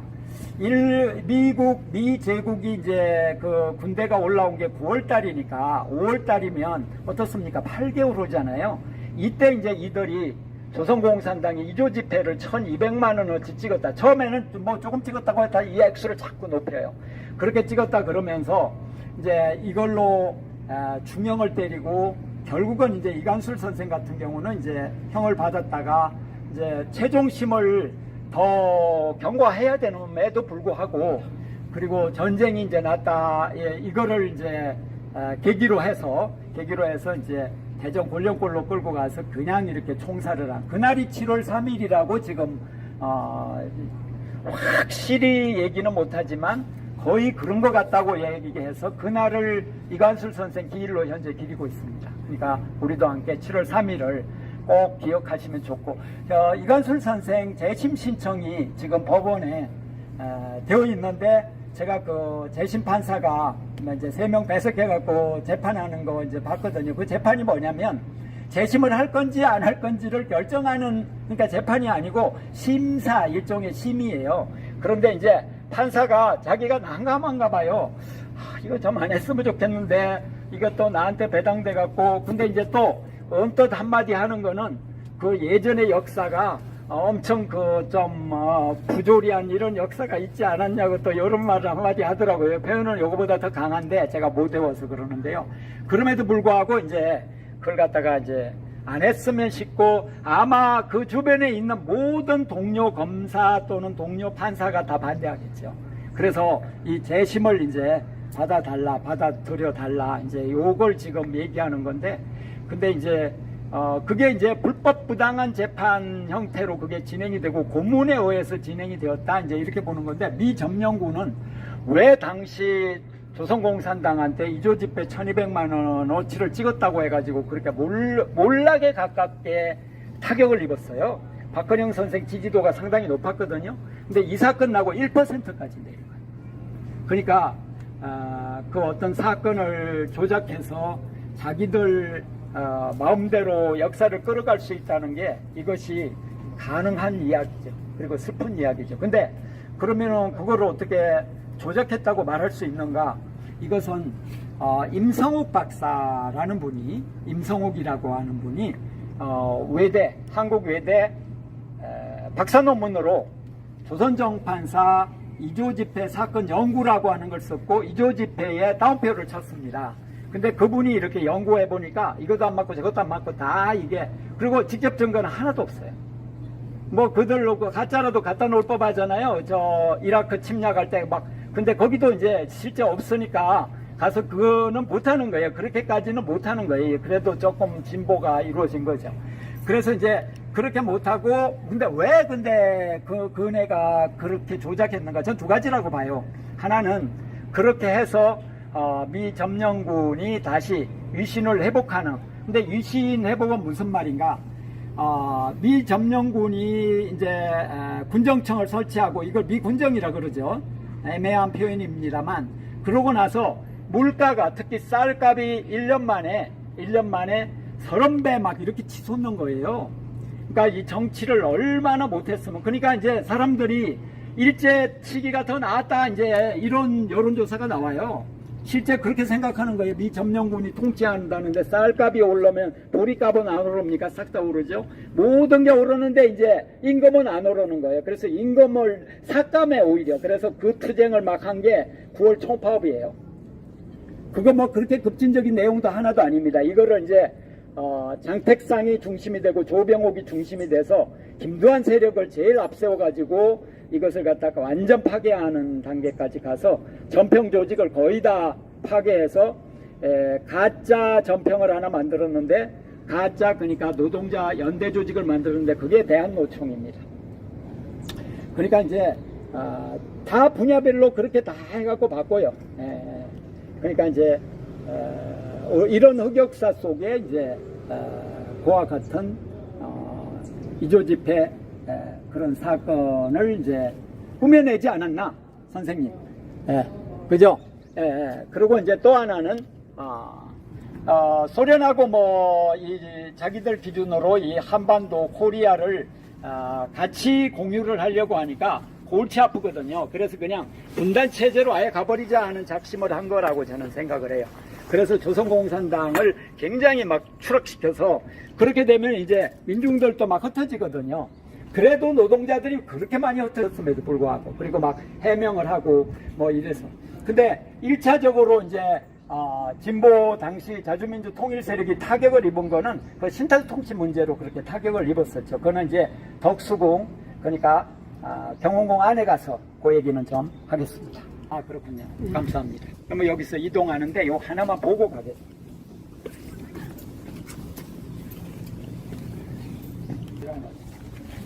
사이토. 이건 제등실이라고 그랬어요. 그러기로 했어요. 그냥 공식으로 불러야 되겠다. 뭐 사이토 막 이렇게 28년 네네네. 28년도에 이쪽으로 건물을 지었어요. 그렇죠. 종강역에서 이쪽으로 온 거죠. 사이토 총독이라 이름이 있어요? 있어요. 여기. 탁번 떠면 보여요. 예, 인터넷에 보면 그 숫자랑 이런 거 나와 있습니다. 송악선 의사가 죽이려고 했던 사이토. 그럼요. 사이토 죽이려고 하는 사람은 많았죠. 여기 신세계 나석주도 죽이려고 그랬고. 그 건물도 300. 탁본을 뜨면 보인다는데 지금 빛과 그림자가 아이고. 이리 주세요. 자, 요렇게. 거꾸로 드시는 건 아니죠, 그죠? 예. 요거는 그냥 뭐 특별한 내용이 없습니다. 역사사랑 모임 써져 있어요. 자, 요거를, 뭐 한 줄로 쓰셔도 넉넉합니다. 괜찮습니다. 자, 사람 지나간 다음에 다시. 예. 자, 어떻게 이렇게 뭐 좀 폼을 잡으세요. 선생님 안으로 들어오세요. 넉넉하거든요. 네. 어떻게 뭐라고 해야 돼? 평화통일 만세 하겠습니다. 조봉암 선생 생각하면서. 네. 평화통일 만세! 유병진 판사님 만세! 만세! 지금 보이네. 뒤에 좀 나와도 괜찮아요. 안 돼. 사람이 너무 없으면 좀 그렇대요. 자, 다시 해볼까요? 예. 자, 박희정 TV 만세! 선생님 하는 박희정 TV입니다. 검색하면. 박희정 TV 만만세! 끝. 되실까요? 중간에 있는 거를 말하는데 그거는 또 더 좀 살펴봐야 되겠어요. 여기가 그러니까 대법원 자리 앞이 유경공원 터였다. 그 앞이 요 일대가. 요 일대가. 토지조사국이 있었고. 토지조사국도 있었다. 그걸 함께 그리고 옛날은 평리원이라고 하는 옛날엔 우리 평리원도 법원이 있었던 있었다. 거예요. 그러니까 일제 말기에. 이제 말기. 처음에는 원래 자리가 SC 제일은행 앞이었고 28년에 이쪽으로 이사 왔고. 특히 헐버트 선생을 좀 저는 한편으로 잘 기억하고 싶습니다. 근데 이제 헐버트 선생이 가로서기를 제일 먼저 했다 이런 주장이 있잖아요. 예. 그게 낭설이라는 주장도 또 있어요. 그래요? 그 전에 우리 가로쓰기를 좀 했대요, 우리 민족이. 띄어쓰기 죄송합니다. 띄어쓰기. 그래서 헐버트가 맨 먼저 했다 이거는, 그러니까 맨 먼저 했다고 하는 건 역사에서 깨지기 쉬운 말이긴 한데, 근데 이제 삼인필지라는 그 분의 책이 있는데 거기도 띄어쓰기를 안 했다. 그러니까 그분이 맨 먼저 했다 이러는 게 문제가 있는 거 아니냐. 그거보다도 이분은 우리 한글을 세상에 알리려고 하는데 엄청난 의지를 가지고 이렇게 훌륭한 글이 있을 수가 있는가. 근데 요새 보면 좀 그런 것 같아요. 그죠? 저는 이제 한글 교실을 이제 좀 운영해 본 역사가 있는데, 근데 이제 어머니들이 우리 걸 배울 기회를 놓치신 분들이 우리 걸 공부하는데, 우리 걸 받침까지 익히는데 5년씩 이렇게 걸립니다. 근데 사람들이 그 하룻밤이면 다 익히는데 왜 그렇게 오래 걸리냐고 공무원들이 막 그렇게 묻는데요. 근데 이제 본인이 와서 수업을 좀 해보시면 장난이 아닙니다. 아침이. 박지 하는데 기억 빼면 바지로 갑자기 또 받침 하나 빼면 엄청나게 바뀌기 때문에, 그리고 막 엄청나게 또 창피당할 수 있는 것도 있기 때문에 제가 그 사례를 지금 말하기는 어렵지만 제가 받아쓰기를 하는데 어떤 엄마가 받침을 하나 빼먹어가지고 얘기가 완전히 바뀌어가지고, 아버지 가방에 들어가신 그런 수준이 아니에요. 그거는 받침 자체를 빼니까 그거는 띄어쓰기고 빼먹으니까 완전 엉뚱한 내용으로 바뀌어버리는. 복지 아파트. 그건 제가 말하기는 어렵고 네. 어쨌거나 그래가지고 그런 사례가 하나 나왔는데, 어머님이 한 6-7명 계셨는데 그 글을 아는 분이 첫 번째 웃기 시작해요. 그리고 이제 좀 있으면 또 다음 분이 웃고 또 파악했으니까, 근데 끝내 안 웃는 분이 계셨어요. 그 슬픈 얘기예요 이게. 요 정도 얘기하고 가겠습니다. 자, 배제학당을 잠시 올라갔다 내려오겠습니다. 오늘 시간으로 볼 때 덕수궁 경운궁 안에 들어가기는 좀 어려울 것 같아요. 그래서 제가 2시간 반 약속을 지켜야 되기 때문에 여기 돌아보고 저 뒤로 가서 대한성공회 영국 대사관 갔다가 그 황궁우 거기 가서 마무리하는 걸로 그렇게 하겠습니다. 자, 여는 아닌데 가야 될 일이 좀 생겼어요. 그래서 그리고 이제 제가 신탁통치 그 대회가 열렸던 곳이라고 하는 곳은 정동교회를 말합니다. 예, 이곳에 네. 네. 아까 그 내려오다가 독립신문사 터라는 표지판이 함께 있었죠, 유경공원. 그래서 독립신문사가 우리 글을 또 한글로 이게 영어판도 있긴 하지만 한글로 써낸 아주 대중적인 신문이었기 때문에 우리가 잘 기억을 해야 된다는 생각이 들고, 그리고 이제 독립신문의 기능과 역할 이런 부분은 또 별도로 독립신문 탐방을 한번 따로 해야 됩니다. 그래서 기회 있으면 따로 하겠습니다.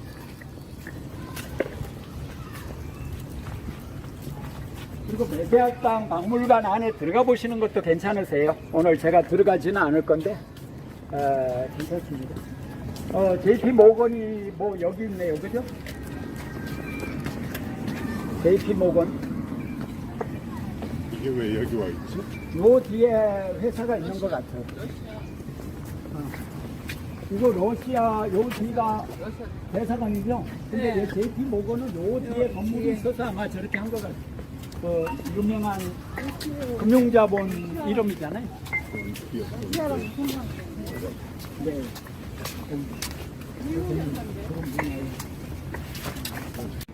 요게 대법정 건물. 건물에 다 쓰고 요거 뭐 다른 걸로 뭘로 쓰지 않았을까 싶어요. 대법정으로 요게 쓰였습니까? 예, 그거는 제가 학교 제조로 했는데 그 아파트 그 법원이 대법원하고 이게 이게 있는데 지금은 중부등기소네? 아니야, 중부등기소 옆에. 서울시립미술관. 미술관이잖아요. 예.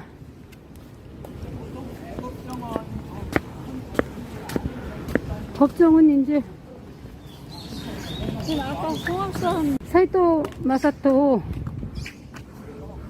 죽이려고 송악선이 저기 창덕궁 건물 돈인물 앞으로 갔을 때 금호문에 갔을 때 남자연 의사도 동상이잖아요. 이런 걸 좌상이라고 하나요?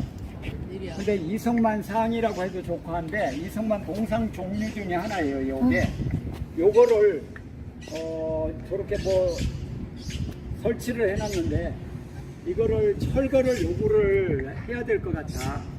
예. 근데 뭐 사유지에 사유물을 설치했는데 네가 무슨 상관이냐 이럴 수 있잖아요. 그 사유지예요? 사유지죠. 이제 학교법인.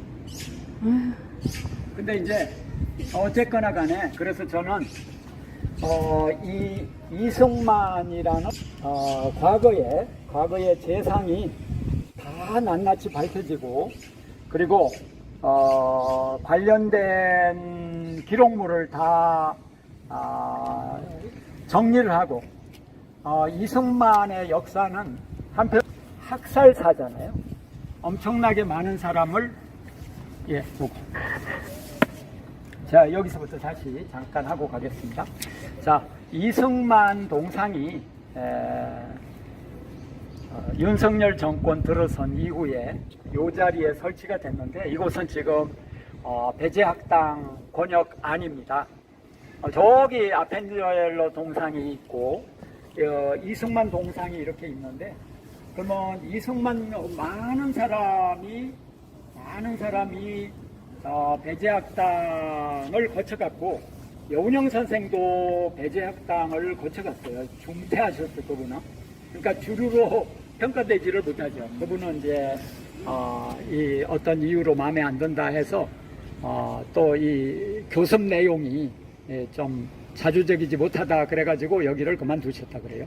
근데 어쨌거나 그 많은 분들이 이곳을 거쳐갔는데 이승만 동상만 여기다가 유독 별도로 이렇게 설치한다고 하는 것은 이것은 역사에 대한 무사를 우롱하는 것이다. 그래서 역사 정의를 생각할 때 이 이승만 동상은 즉시 해체해야 된다. 그래서 우리는 끊임없이 이승만 동상을 해체하라고 요구해야 되는데 근데 실제로 자유총연맹 안에 가면 이승만 동상이 있고요. 국회 그 본관 안에 가면 이승만 동상이 있습니다. 그런 거 죄다 철거를 해야 돼요. 근데 그렇게 하는 흐름이 너무 없다가 보니까 그러니까 저번에 송영광장에다가 이승만 동상을 세우려고 했죠. 그때 제가 글을 하나 써서 한겨레 신문에 보냈거든요. 그래서 제목은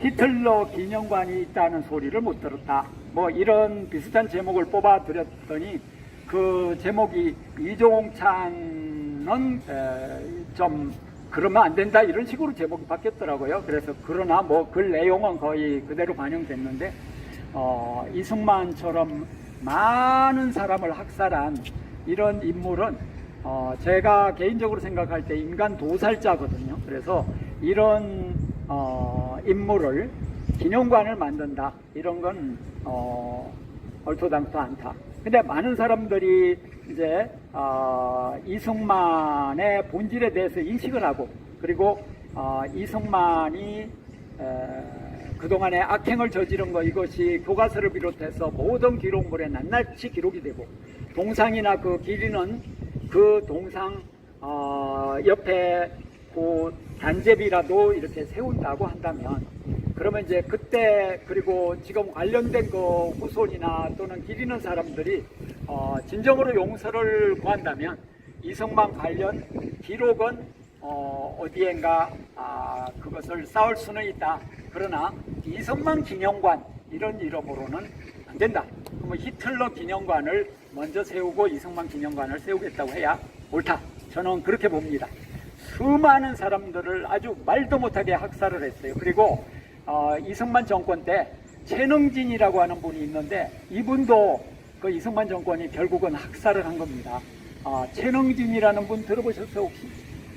이분이 진정 위대한 분이세요.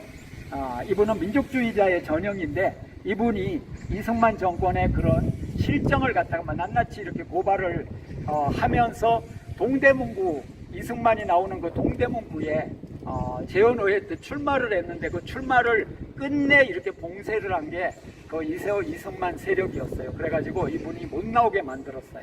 서명한 이 사람들 그때 무소속으로 나오기 때문에 그 사람들 숫자가 일정한 숫자가 됐어야 되거든요. 저 기억으로 200명인가 그런데 근데 이건 확인해 봐야 됩니다. 근데 그 숫자가 이제 미달되게 만든 거예요. 일일이 다 연락해가지고 이제 예를 들면 200명이어야 되면 170명 이렇게 만들어 버리는 거죠. 나는 그냥 도용당했다 이렇게 사인하라고 해가지고. 근데 하도 이제 처음에는 서류를 탈취해가지고 이승만 세력이 등록을 못하게 하니까 최능진 선생이 미 군정 수사과정을 했거든요. 그리고 영어를 굉장히 잘합니다. 그리고 미국에 유학했고 안창호 선생하고 함께 이제 했던 분인데, 그래서 최능진 선생이 미 군정청에 하소연 내지는 항의를 해가지고 등록은 했어요.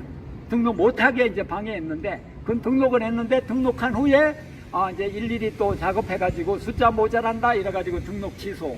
그래서 최능진 선생의 그 선거 선거 벽포가 지금 남아 있습니다. 예.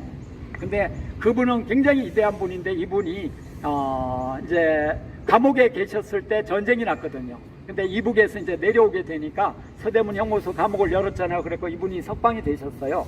그러고 나서 이분이 뭐랬냐, 우리 더 이상 민족끼리 싸우지 말고 종전을 하자 막 해가지고 막 이쪽 저쪽 세력 다 만나고 막 열심히 막 휴전하기 위해서 노력을 한 거예요. 근데 그게 이제 간첩죄에 버금가는 범죄다가 해가지고 대구 어디죠? 가창골에 끌고 가서 죽였죠. 예를 들면 제가 하나만 소개하는 건데, 그리고 최능진 선생을 또 뭔가 요새로 말하면 공안 사건의 어떤 표본으로도 몰기도 하고 한 하나만 예를 든 겁니다. 그런 걸 무수하게 했어요. 우리는 박정희만 공안 사건을 마구 일으켰다 이렇게 생각하는데, 그건 이승만도. 근데 그런 자를 갖다가 여기다 이렇게 기리면 되겠습니까? 이거 진짜 당장 철거를 해야 된다 하는 게 제가 하고 싶은 이야기입니다. 자, 자, 그래서 이승만 동상은 철거해야 될까요, 말까요? 해야 됩니다. 예, 그 외치면 전부 잡혀가실 수 있습니다. 문화방송도 있잖아요. 정부장 앞에도 하고 먹고 있잖아요. 그리고 박근혜가 마지막에 자기 아버지를 배신 안 한 사람이 최필립이라고 박근혜가 막 그랬었잖아요. 그 최능진이랑 무슨 관계가 있어요? 아들이에요. 최능진의 아들이 최필립. 그래갖고 박근혜하고 친했는데, 그 박정희가 비서로 뒀는데, 예. 그 박정희도 그 어떤 마음속에 애증 같은 게 있어가지고 최능진이 아들인 것 때문에 아마 자리를 주지 않았는가 그런 생각도 하더라고요. 그런데 최능진 선생이 어떤 대단했던 인물이에요. 영어를 잘했고. 그 대단한 인물의 아들이 필립인데, 예. 그 필립은 박근혜랑 붙어 있었네. 그러니까 자기 아버지가 저쪽으로 경도되면 아들은 또 반대쪽으로 가고 그런 경향이 있어요. 그렇죠. 홍명희 선생님도 그랬잖아요. 홍명희 선생님의 아버지가, 자기의 아버지가, 자기 아버지가 그러니까 홍명희 선생님 아버지가 자결을 했나 그래요. 맨 처음에 그런 게 홍명희 희생된 선생님. 분이 최능진 선생이고, 어디에서 희생돼? 평화통일 주장한 사람은 다 죽었어요. 그렇죠. 맨 처음에 조봉암이 주장했잖아요. 아니, 조봉암이 아니고 최능진 선생. 최능진 선생을 맨 먼저 죽였죠. 네. 그 다음에 누구를 또 죽였을까요? 유명한 사람 기준으로는 조봉암 선생을, 그 다음에 또 민족일보 사장 무용수 선생을 평화통일 주장했다고 죽였잖아요. 이 대표적으로 평화통일을 주장하면 죽는다는 걸 보여주는 거죠. 주장하는 사람은 안 죽은 사람이 꽤 있는데, 통일을 주장하면 다 죽여요. 그래도 주장을 또 해요, 계속. 우리 선열들이 정말로 위대하죠.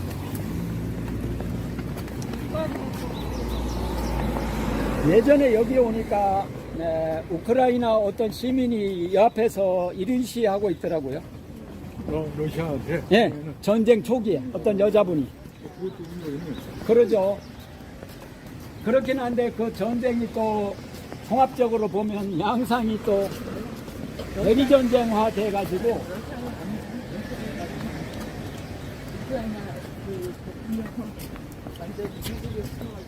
이승만이 이거에 대한 이거에 장로에 있어. 여기서 그거 설명하셔야 되는 거 아닐까? 반탑. 따로 얘기를 온 거는 신탁통치 전국에 대해서 이제 이야기하려고 왔습니다. 어떤 선생님이 오늘 저번에 순천에서 한번 오신 분이 오늘 내가 꼭 가야 되는데 하면서 신탁통치 부분만 녹음해가지고 좀 전해주면 안 될까요? 막 그러셔서 지금 긴장 중이에요. 잠깐만요.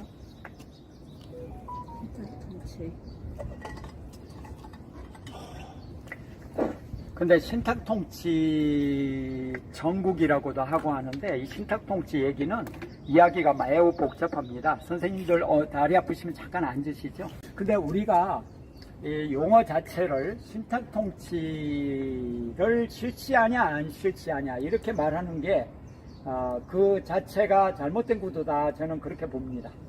더 근본적으로 말하면 미국과 소련이 사실은 그 강대국의 논리에 의해서 제국주의 논리로 우리를 이제 갈라놨잖아요. 특히 미국이 갈르자고 해서 갈라놨잖아요. 근데 만약에 갈라고 한 나라였다 그러면 그 뒤에 독립운동을 하든 뭐 하든 우리는 벌써 독립했을 거예요. 근데 이걸 갈라놓으니까 남북이 왔다 갔다도 못하고 얘기도 못하고 여운형 선생만 해도 조만식 선생하고 이야기를 해야 되는데 남북을 막아놓으니까 이게 안 되는 겁니다. 안 되는데 그러는 중에 신탁통치 한다고 하는 결정을 모스크바 3상회의에서 이제 했는데 신탁통치 그 결정에 미국은 즉각 독립을 주장하는 데 비해서 미국은 즉각 독립을 주장하는 데 비해서 소련은 신탁통치를 주장한다. 이유는 38선이 있는 현실을 인정해라 이러면서 신탁통치를 주장한다. 동아일보가 그와 같은 보도를 했습니다. 근데 모스크바 3상회의가 결정하기도 전에 그 보도를 했어요. 그러니까 이제 그게 전형적인 가짜 뉴스인데 우리는 이제 이것을 뭐라고 부릅니까? 동아일보 오보 사건이라고 부르죠. 저는 그 이름 자체가 매우 잘못됐다 이렇게 보는 사람입니다.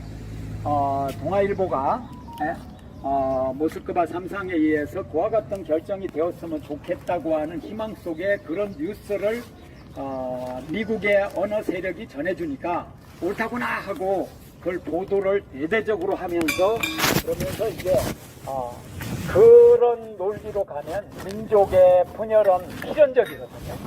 그래서 이제 반탁 찬탁으로 이렇게 갈라서 나가면서 소련 놈은 신탁, 미국은 즉각 독립, 요걸로 막 이렇게 설파하고 다닌 책임이 동아일보에게 크죠. 근데 동아일보만 그렇게 보도한 게 아니고 6개 신문이 그렇게 보도했습니다. 그 신문 보도한 내용 중에는 조선일보도 포함이 되어 있어요. 소련이 말한 거는 이제 가능하면 짧았으면 좋겠다, 이런 입장을 취했어요, 소련은. 근데 이제 미국은 처음에 루즈벨트가 한 30년 정도 이렇게 말을 흘렸잖아요. 필리핀의 그 지배가 한 40-50년 된다. 근데 조선도 그 정도는 돼야 되지 않겠냐. 왜냐? 자주적인 능력이 없는 민족이므로 이렇게 이제 얘기를 했던 거예요. 그래서 그런 논리 연장선상에서 모스크바 3상회의 영국까지 포함된 그 3상회의에서 중국이 또 빠졌죠. 그 회의에서 일단 그와 같은 이제 논의를 하는 것 자체가 문제인데 그 논의에서는 5년 이내로 하며 또 임시정부를 미리 세워서 임시정부와 상의해서 그것도 한다라는 그와 같은 결정을 해서 이 내용이 뭐 그렇게 근본적으로 나쁘지 않아요.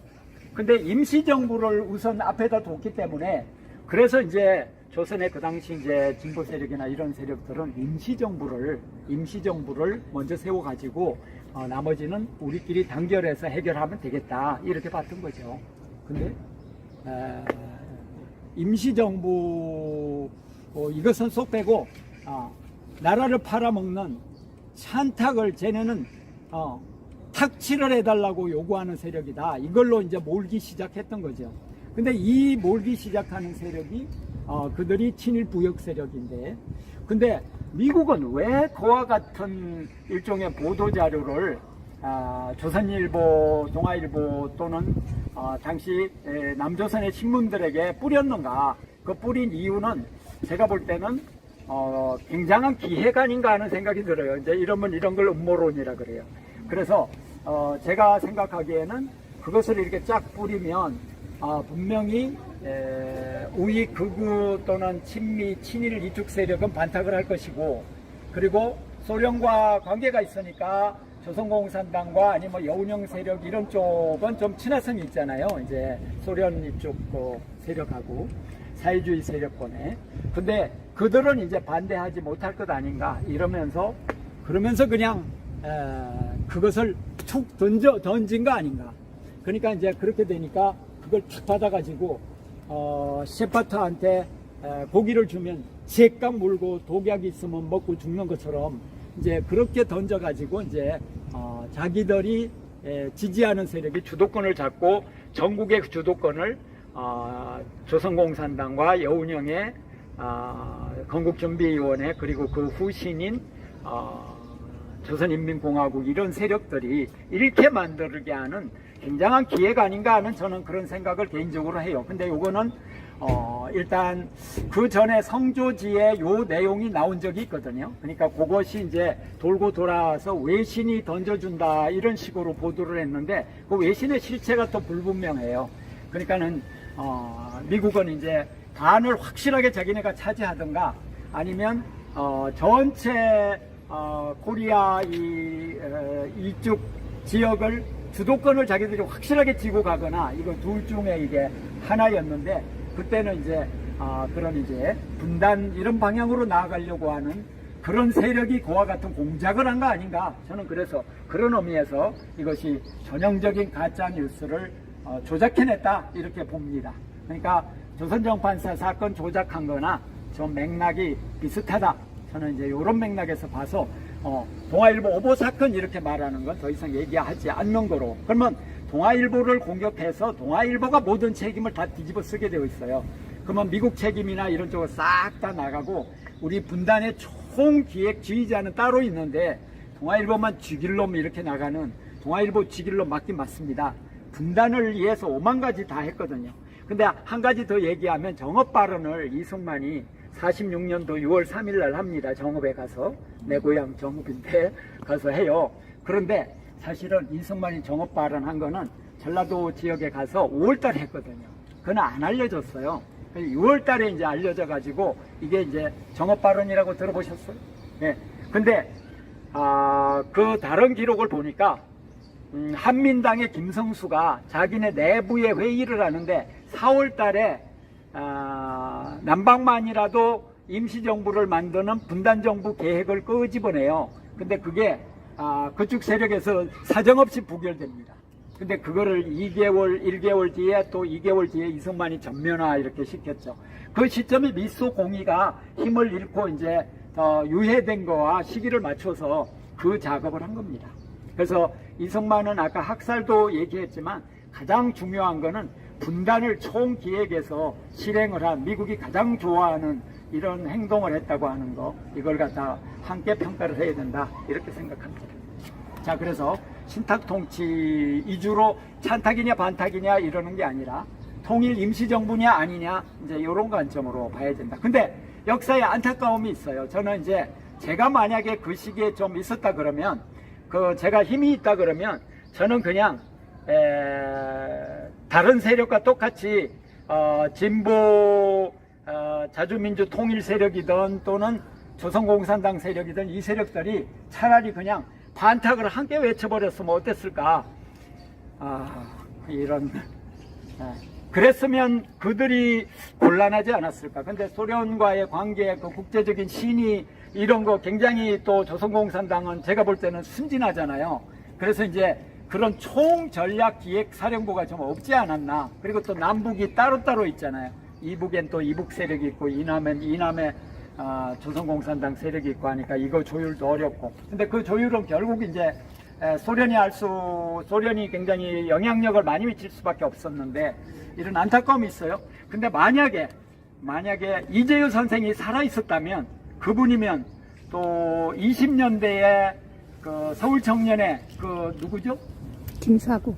김사국이 살아 있었다면 그러면 그냥 같이 반탁을 해가지고 그 반탁 외치는 친일파를 고립시키는 작전으로 갈 수도 있지 않았을까? 이건 이건 순가정입니다. 네, 갑니다. 아니 그 이철승 얘기 안 하세요? 아, 이철성 얘기, 그러죠. 여기서 그 얘기 해야 됩니다. 그거 꼭 포함돼야 되는데, 이철성이 이제 두목이에요. 두목으로, 전국 신탁통치 반대 전국 학생 총연합을 여기서 했는데, 그러니까 정동교회에서, 여기 좀 비춰줘. 정동교회에서 했는데, 이제 교회를 안 다녀봐서 모르겠는데, 그 강당에 600명이 참여해가지고, 몇 명이라는 예, 예? 몇 명이? 10,000명은 아니고요. 예, 600명이고, 예, 많으면 뭐 한 800명이고, 600명도 과장됐는지도 몰라요. 그들은 과장을 잘해요. 근데 어쨌거나 간에 이들이 이제 여기에서 대회를 마치고, 그러니까 신탁통치 결사반대 대회를 했단 말입니다. 거기에 이철성이 대장이에요. 근데 이철성이 오랫동안 민주당에 한 30% 지분을 갖고 있었으니까, 그죠? 70년대 말까지. 그런 세력이 제거된 것도 민주당에서 일단 좀 다행이기도 해요. 근데 그들이 그거 끝나고 그 다음에 이제 행진을 해가지고 총 공격으로 가서 공격한 데가 세 군데인데, 하나는 조선인민보 을지로에 있었는데, 그 조선인민보 언론사에 가가지고 윤정기에 모래를 뿌려서 윤정기를 완전히 쓸모없게 만드는 거예요. 근데 거기 통해서 좀 진보적인 이런 쪽은 인쇄가 되고 있었거든요. 그러니까 거기서 그냥 인쇄 자체를 완전히 윤정기를 그 깡패 집단이 가가지고, 이철성 깡패 집단이 정치 깡패예요, 이철성이. 근데 국회의원을 몇 번을 헤쳐먹었나? 3번인가? 근데 그러고 또 하나는 그 다음에 어디를 공격했냐? 여운형 선생의 민당을 공격한 겁니다. 그 조선인민당이 지금 종로구청 자리 지금 공사 중이에요. 거기가 그 초등학교, 거기가 수성초등학교 자리이기도 하죠. 거기. 그리고 이제 또 어디를 공격했냐? 지금 안국사거리에 그 당시에 뭐가 있었냐? 거기에 서울시 인민위원회가 있었거든요. 그 사무실이 이제 이문당 사무실인데, 그게 신민당으로 나중에 쓰였습니다. 근데 거기 공격을 해가지고 거기 가서 다 때려 부시고 자기들이 다 장악하는 이런 과정을 밟은 그 흑역사가 엄청나죠. 근데 이제 여기 그 과정에서는 왜 그렇게 막 충돌이 갔냐, 이제 이런 얘기 할 때 이제 학병동맹하고 충돌이 있었다 등등 이런 얘기가 이제 또 끼면서 그들이 공격을 했기 때문에 그렇게 이제 자기들이 대응을 했다 막 이런 식으로 이제 변명을 하는데, 그것은 그냥 현상만 보고 얘기하는 거고요. 근데 그 학병동맹이라고 하는 게 어마어마한 군사 조직이에요, 우리 민족에. 그런데 그게 이제 주도권을 이제 조선공산당이나 이런 일명 요새로 말하면 좌파 세력이 가지고 있었죠. 그 숫자가 한 6만 명에 이르렀다고 그래요. 자주군대로 이게 잘 이렇게 정립될 수 있었는데, 이 분단 체제에서는 이제 이 점령군이 이제 그거 다 깨부수는 과정, 거기에 이제 앞장서는 게 이제 장택상을 내세워서, 그래서 그 다음날 있잖아요. 그 다음이 2월 10 아마 9일일 거예요. 2월 18일 날 여기서 그 대회가 있었던 걸로 기억하고, 그걸 한번 확인해 보시기 바랍니다. 2월 19일 날, 그래서 그 학병 3인, 그래서 삼학병이라고 이름 짓는데, 이 학병 그 3명이 그 과정에서 목숨을 잃었습니다. 그래서 3명이 그 당시 그 경찰들의 진압 과정을 포함해서 그런 테러 과정에서 목숨을 잃어서 이들이 마무리 그 역사공원에 묻혀 계신데, 찾는 이도 없고 또 기록도 없고 그러는데, 그 3분의 그 성함이 누군지 혹시 기억하시는 분 계시나요? 그걸 또 이야기하는 분이 또 계시더라고요. 그 3분이. 근데 그 묘소 진입로도 진입하기도 어렵대요. 근데 거기 묘 이름이 뭐냐면 김명식 의사의 묘, 조국원리에 싸우다가 죽었다, 이렇게 그 묘비에 새겨져 있다 그래요. 저도 가본 건 아닙니다. 그 중에 한 분이. 그리고 이제 다른 2분이 또 있는데 제가 그 김명식 선생만 좀 외우고 있어가지고, 아무튼 간에 근데 그분들을 우리가 반드시 기억을 해야 됩니다. 자, 그래서 제가 여기 이야기하고 가겠습니다. 그 두 분의.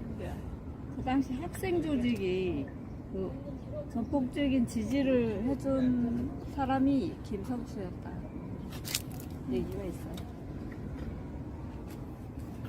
맞습니까, 선생님? 아니, 잠깐만요. 뭐, 어려운 이야기 하시는 것 같은데. 김성수의 주머니가 이철승의 주머니였다. 아, 맞아요. 그 김성수 또 저기 있잖아요. 저, 화신백화점. 그 사람들이 김도환이한테도 돈 많이 댔어요. 박흥식? 박흥식. 근데 그 성함은 제가, 이게. 제가 검색해서 여기다가 적어 놓을게요. 예, 그러셔요. 그러면 더 감사하죠. 제가 지금 안경이 없어가지고. 네, 그러니까 시간 줄여요. 다 검색해서 여기서 편집할 때 넣을 테니까. 자, 그래서 그 세 분을 꼭 기억해 주시면 감사하겠습니다. 자, 그래서 이제 어디로 가요? 요거로 마치고, 예. 지금은 요 뒤로 돌아가지고, 대사관 뒤로 돌아서 영국 대사관 뒤쪽으로 해가지고, 성공에 갔다가, 그 다음에, 시간이 되면 황구단을 가고, 아니면 이제 성공회점에서 마무리 하려고요.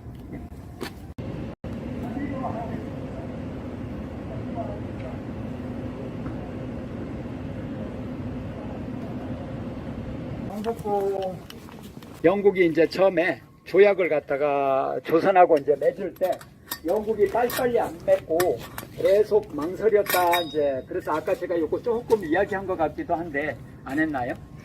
근데 그때 이제 영국은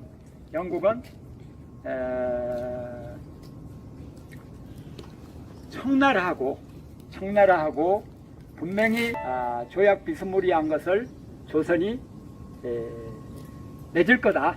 왜냐하면 그 이모혁명, 이제 저는 이모군란이라고 안 하고 그 이모항쟁이라 그러거든요. 근데 이모민군 항쟁이 있고 나서 이제 그 민중 세력을 와서 진압을 하고 사륙을 하고 이렇게 한 게 그게 바로 청나라 군대잖아요.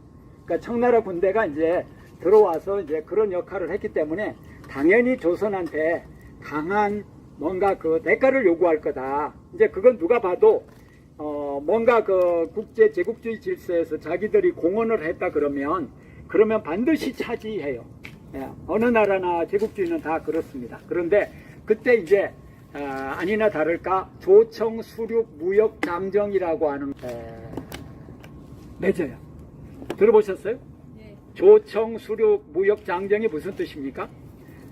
조선과 청나라와 수륙, 육지와 바다, 물과 바다와 관련된 통상조약, 이것이 조청 수륙 무역 장정인데 예전에는 그렇게 세세하게 수륙을 다 포함시키는 그런 장정을 만든 사례가 없어요.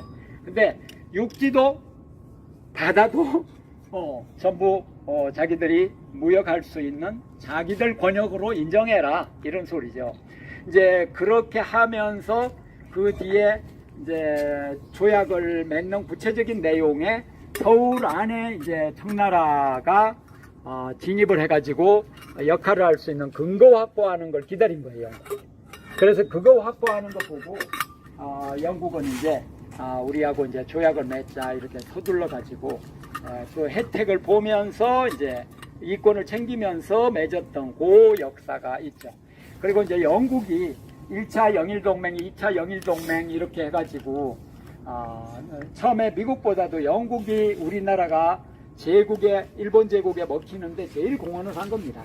그때까지만 해도 미국이 돈이 점점 많아지고 영국이 제일의 국가였어요. 그래서 영국하고 이제 맺는 게 제1차 영일동맹은 몇 년도죠?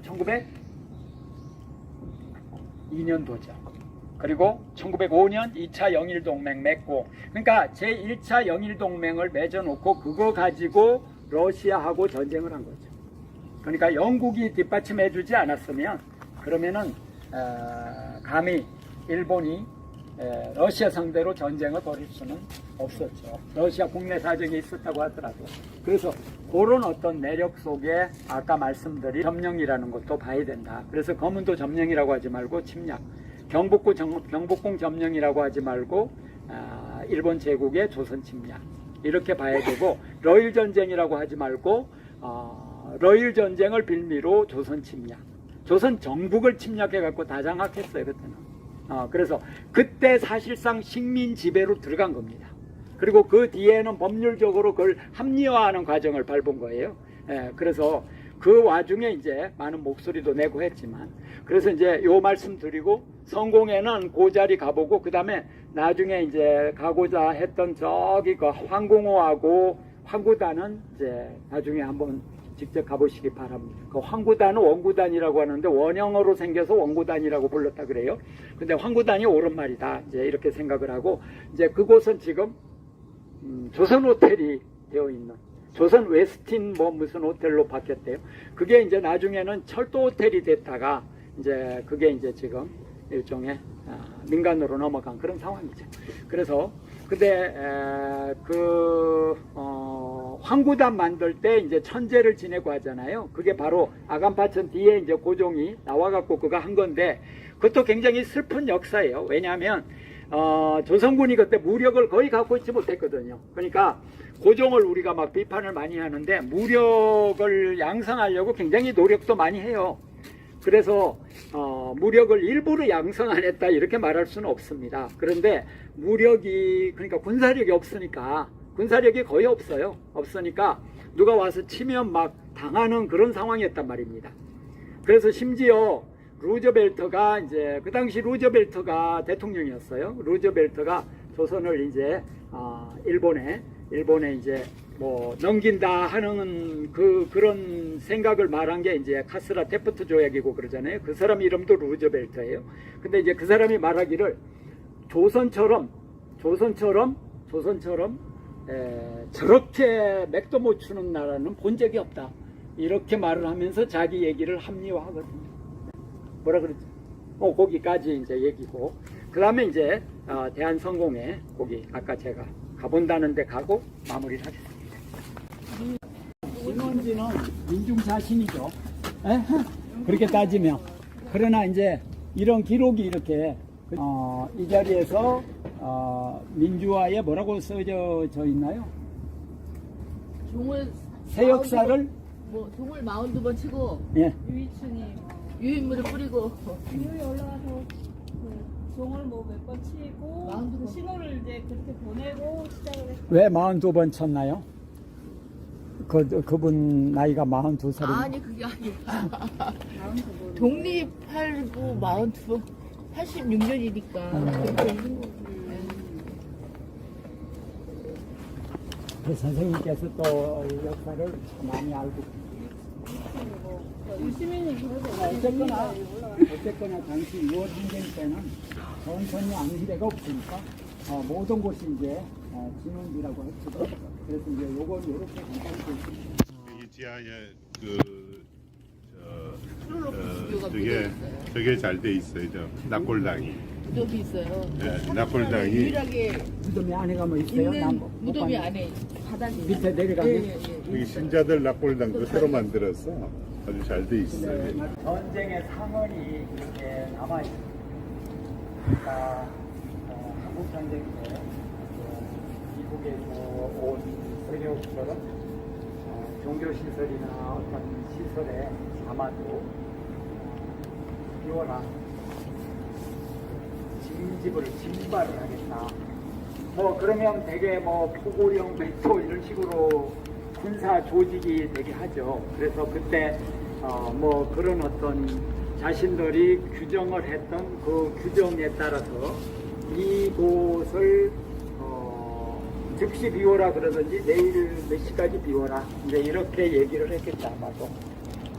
그 당시에 뭐 여기 현장에 있었던 분은 아마 기록을 전해주는 분도 계실 수 있으나 대부분은 안 계셨을 걸로 생각이 들어요. 그럴 때 이제 나는 이 교회를 끝까지 지키겠다 이렇게 이제 했던 사람들을 비인도적으로 아마 그런 경우가 꽤 있지 않았나 싶어요. 왜냐하면 제가 다른 지역도 가보면 수원도 그렇고 또 다른 이곳저곳 가보면 이와 같이 순교했다고 기록한 곳이 곳곳에 있고 시청 뒤쪽에 교회에도 그런 곳이 있습니다.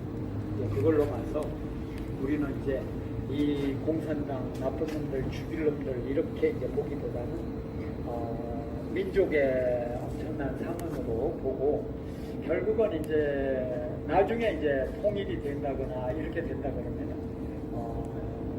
이남 정권도 그렇고 이북 정권도 그렇고 자신들이 잘못한 거에 대해서 정중하게 유족과 또 한 사람 한 사람의 영혼 후손에게 사죄를 하는 그런 과정이 좀 있어서 해원 상생의 길로 가야 되지 않을까 저는 그렇게 봐요.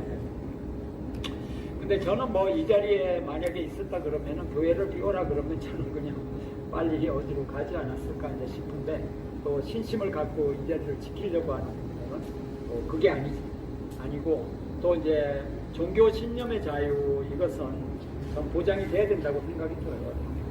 근데 이제 당시에 전쟁의 와중에는 이 권력들이 무지막지하게 한도 끝도 없이 잔인해지고 그래서 저는 그런 의미에서 전쟁을 절대 반대하는 이런 입장입니다. 지금 현 관계가 불합리하더라도 전쟁으로 가서는 안 된다. 오히려 이제 언어로 말로 문서로 이렇게 호소를 해서 정당성을 획득해가지고 언젠가 그 지역을 획득하는 그런 걸로 가야 되지 않을까 하는데 사실은 전쟁이 나는 건 그냥 또 나는 건 아니기 때문에 이렇게 간단하게 또 말할 수 없는 그런 부분이 있습니다. 하여간에 저는 이제 아까 이승만 정권의 학살 이야기를 했지만 이제 당시 한국전쟁 때 조선민주주의인민공화국의 이름으로 또 이렇게 저렇게 해서 학살된 분들도 규모가 꽤 되거든요. 그래서 그분들도 다 제대로 사과가 되고 보상이 이루어져야 된다.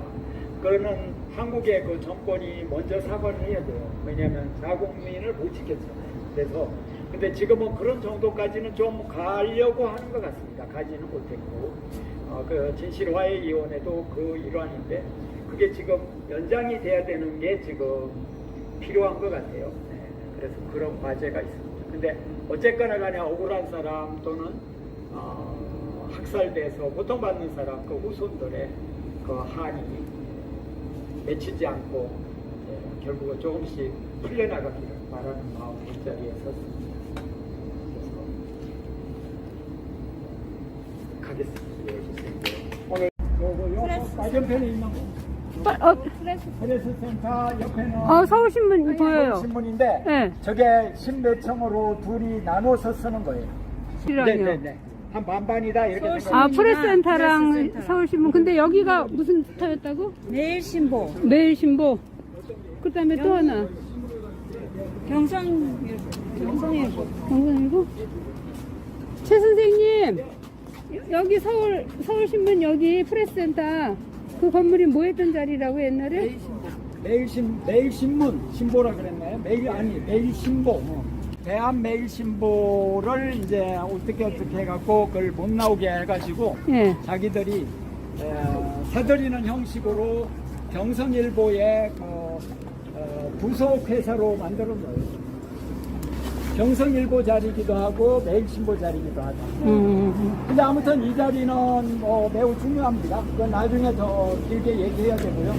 1층에 가면 배될 그런 동상이 있고 그렇습니다. 양기타 동상이 있고. 근데 민족일보는 건너편에 있었거든요. 민족일보요? 민족일보? 이쪽 있지 않았어요? 거기 있는 건 저는 모르겠고 거기 있는 거가 있다면 그 선생님이 말씀해 주세요. 민족일보요? 민족일보는 동아일보, 조선일보 건너편에 동판이 있습니다. 네네. 그런데 그 민족일보의 신문을 저 서울신문에서 찍었어요. 근데 그걸 찍었는데 이제 미포이면 못 찍게 이제 해가지고 며칠치도 안 나오고 막 그랬던 거예요. 원래 걔들이 매일 신고를 하고 있던 건데 배들과 양기타기. 이걸 뺏어서 네. 조선 총독부 기관들이 그걸로 만든 거죠. 근데 직접 바로 뺏는 과정을 거치지 않고 뭐 이리저리 지나다가 사들이는 걸로 한 거지. 그리고 해방에는 서울신문이 서울신문과 해방외는 서울신문? 일제로부터 해방 직후는 매일신보라고 상당 기간 동안 말했어요. 근데 이제 미 점령군이 미국이 이제 서울신문 얘기만 하고 마무리하겠습니다. 서울신문으로 어떻게 변했냐?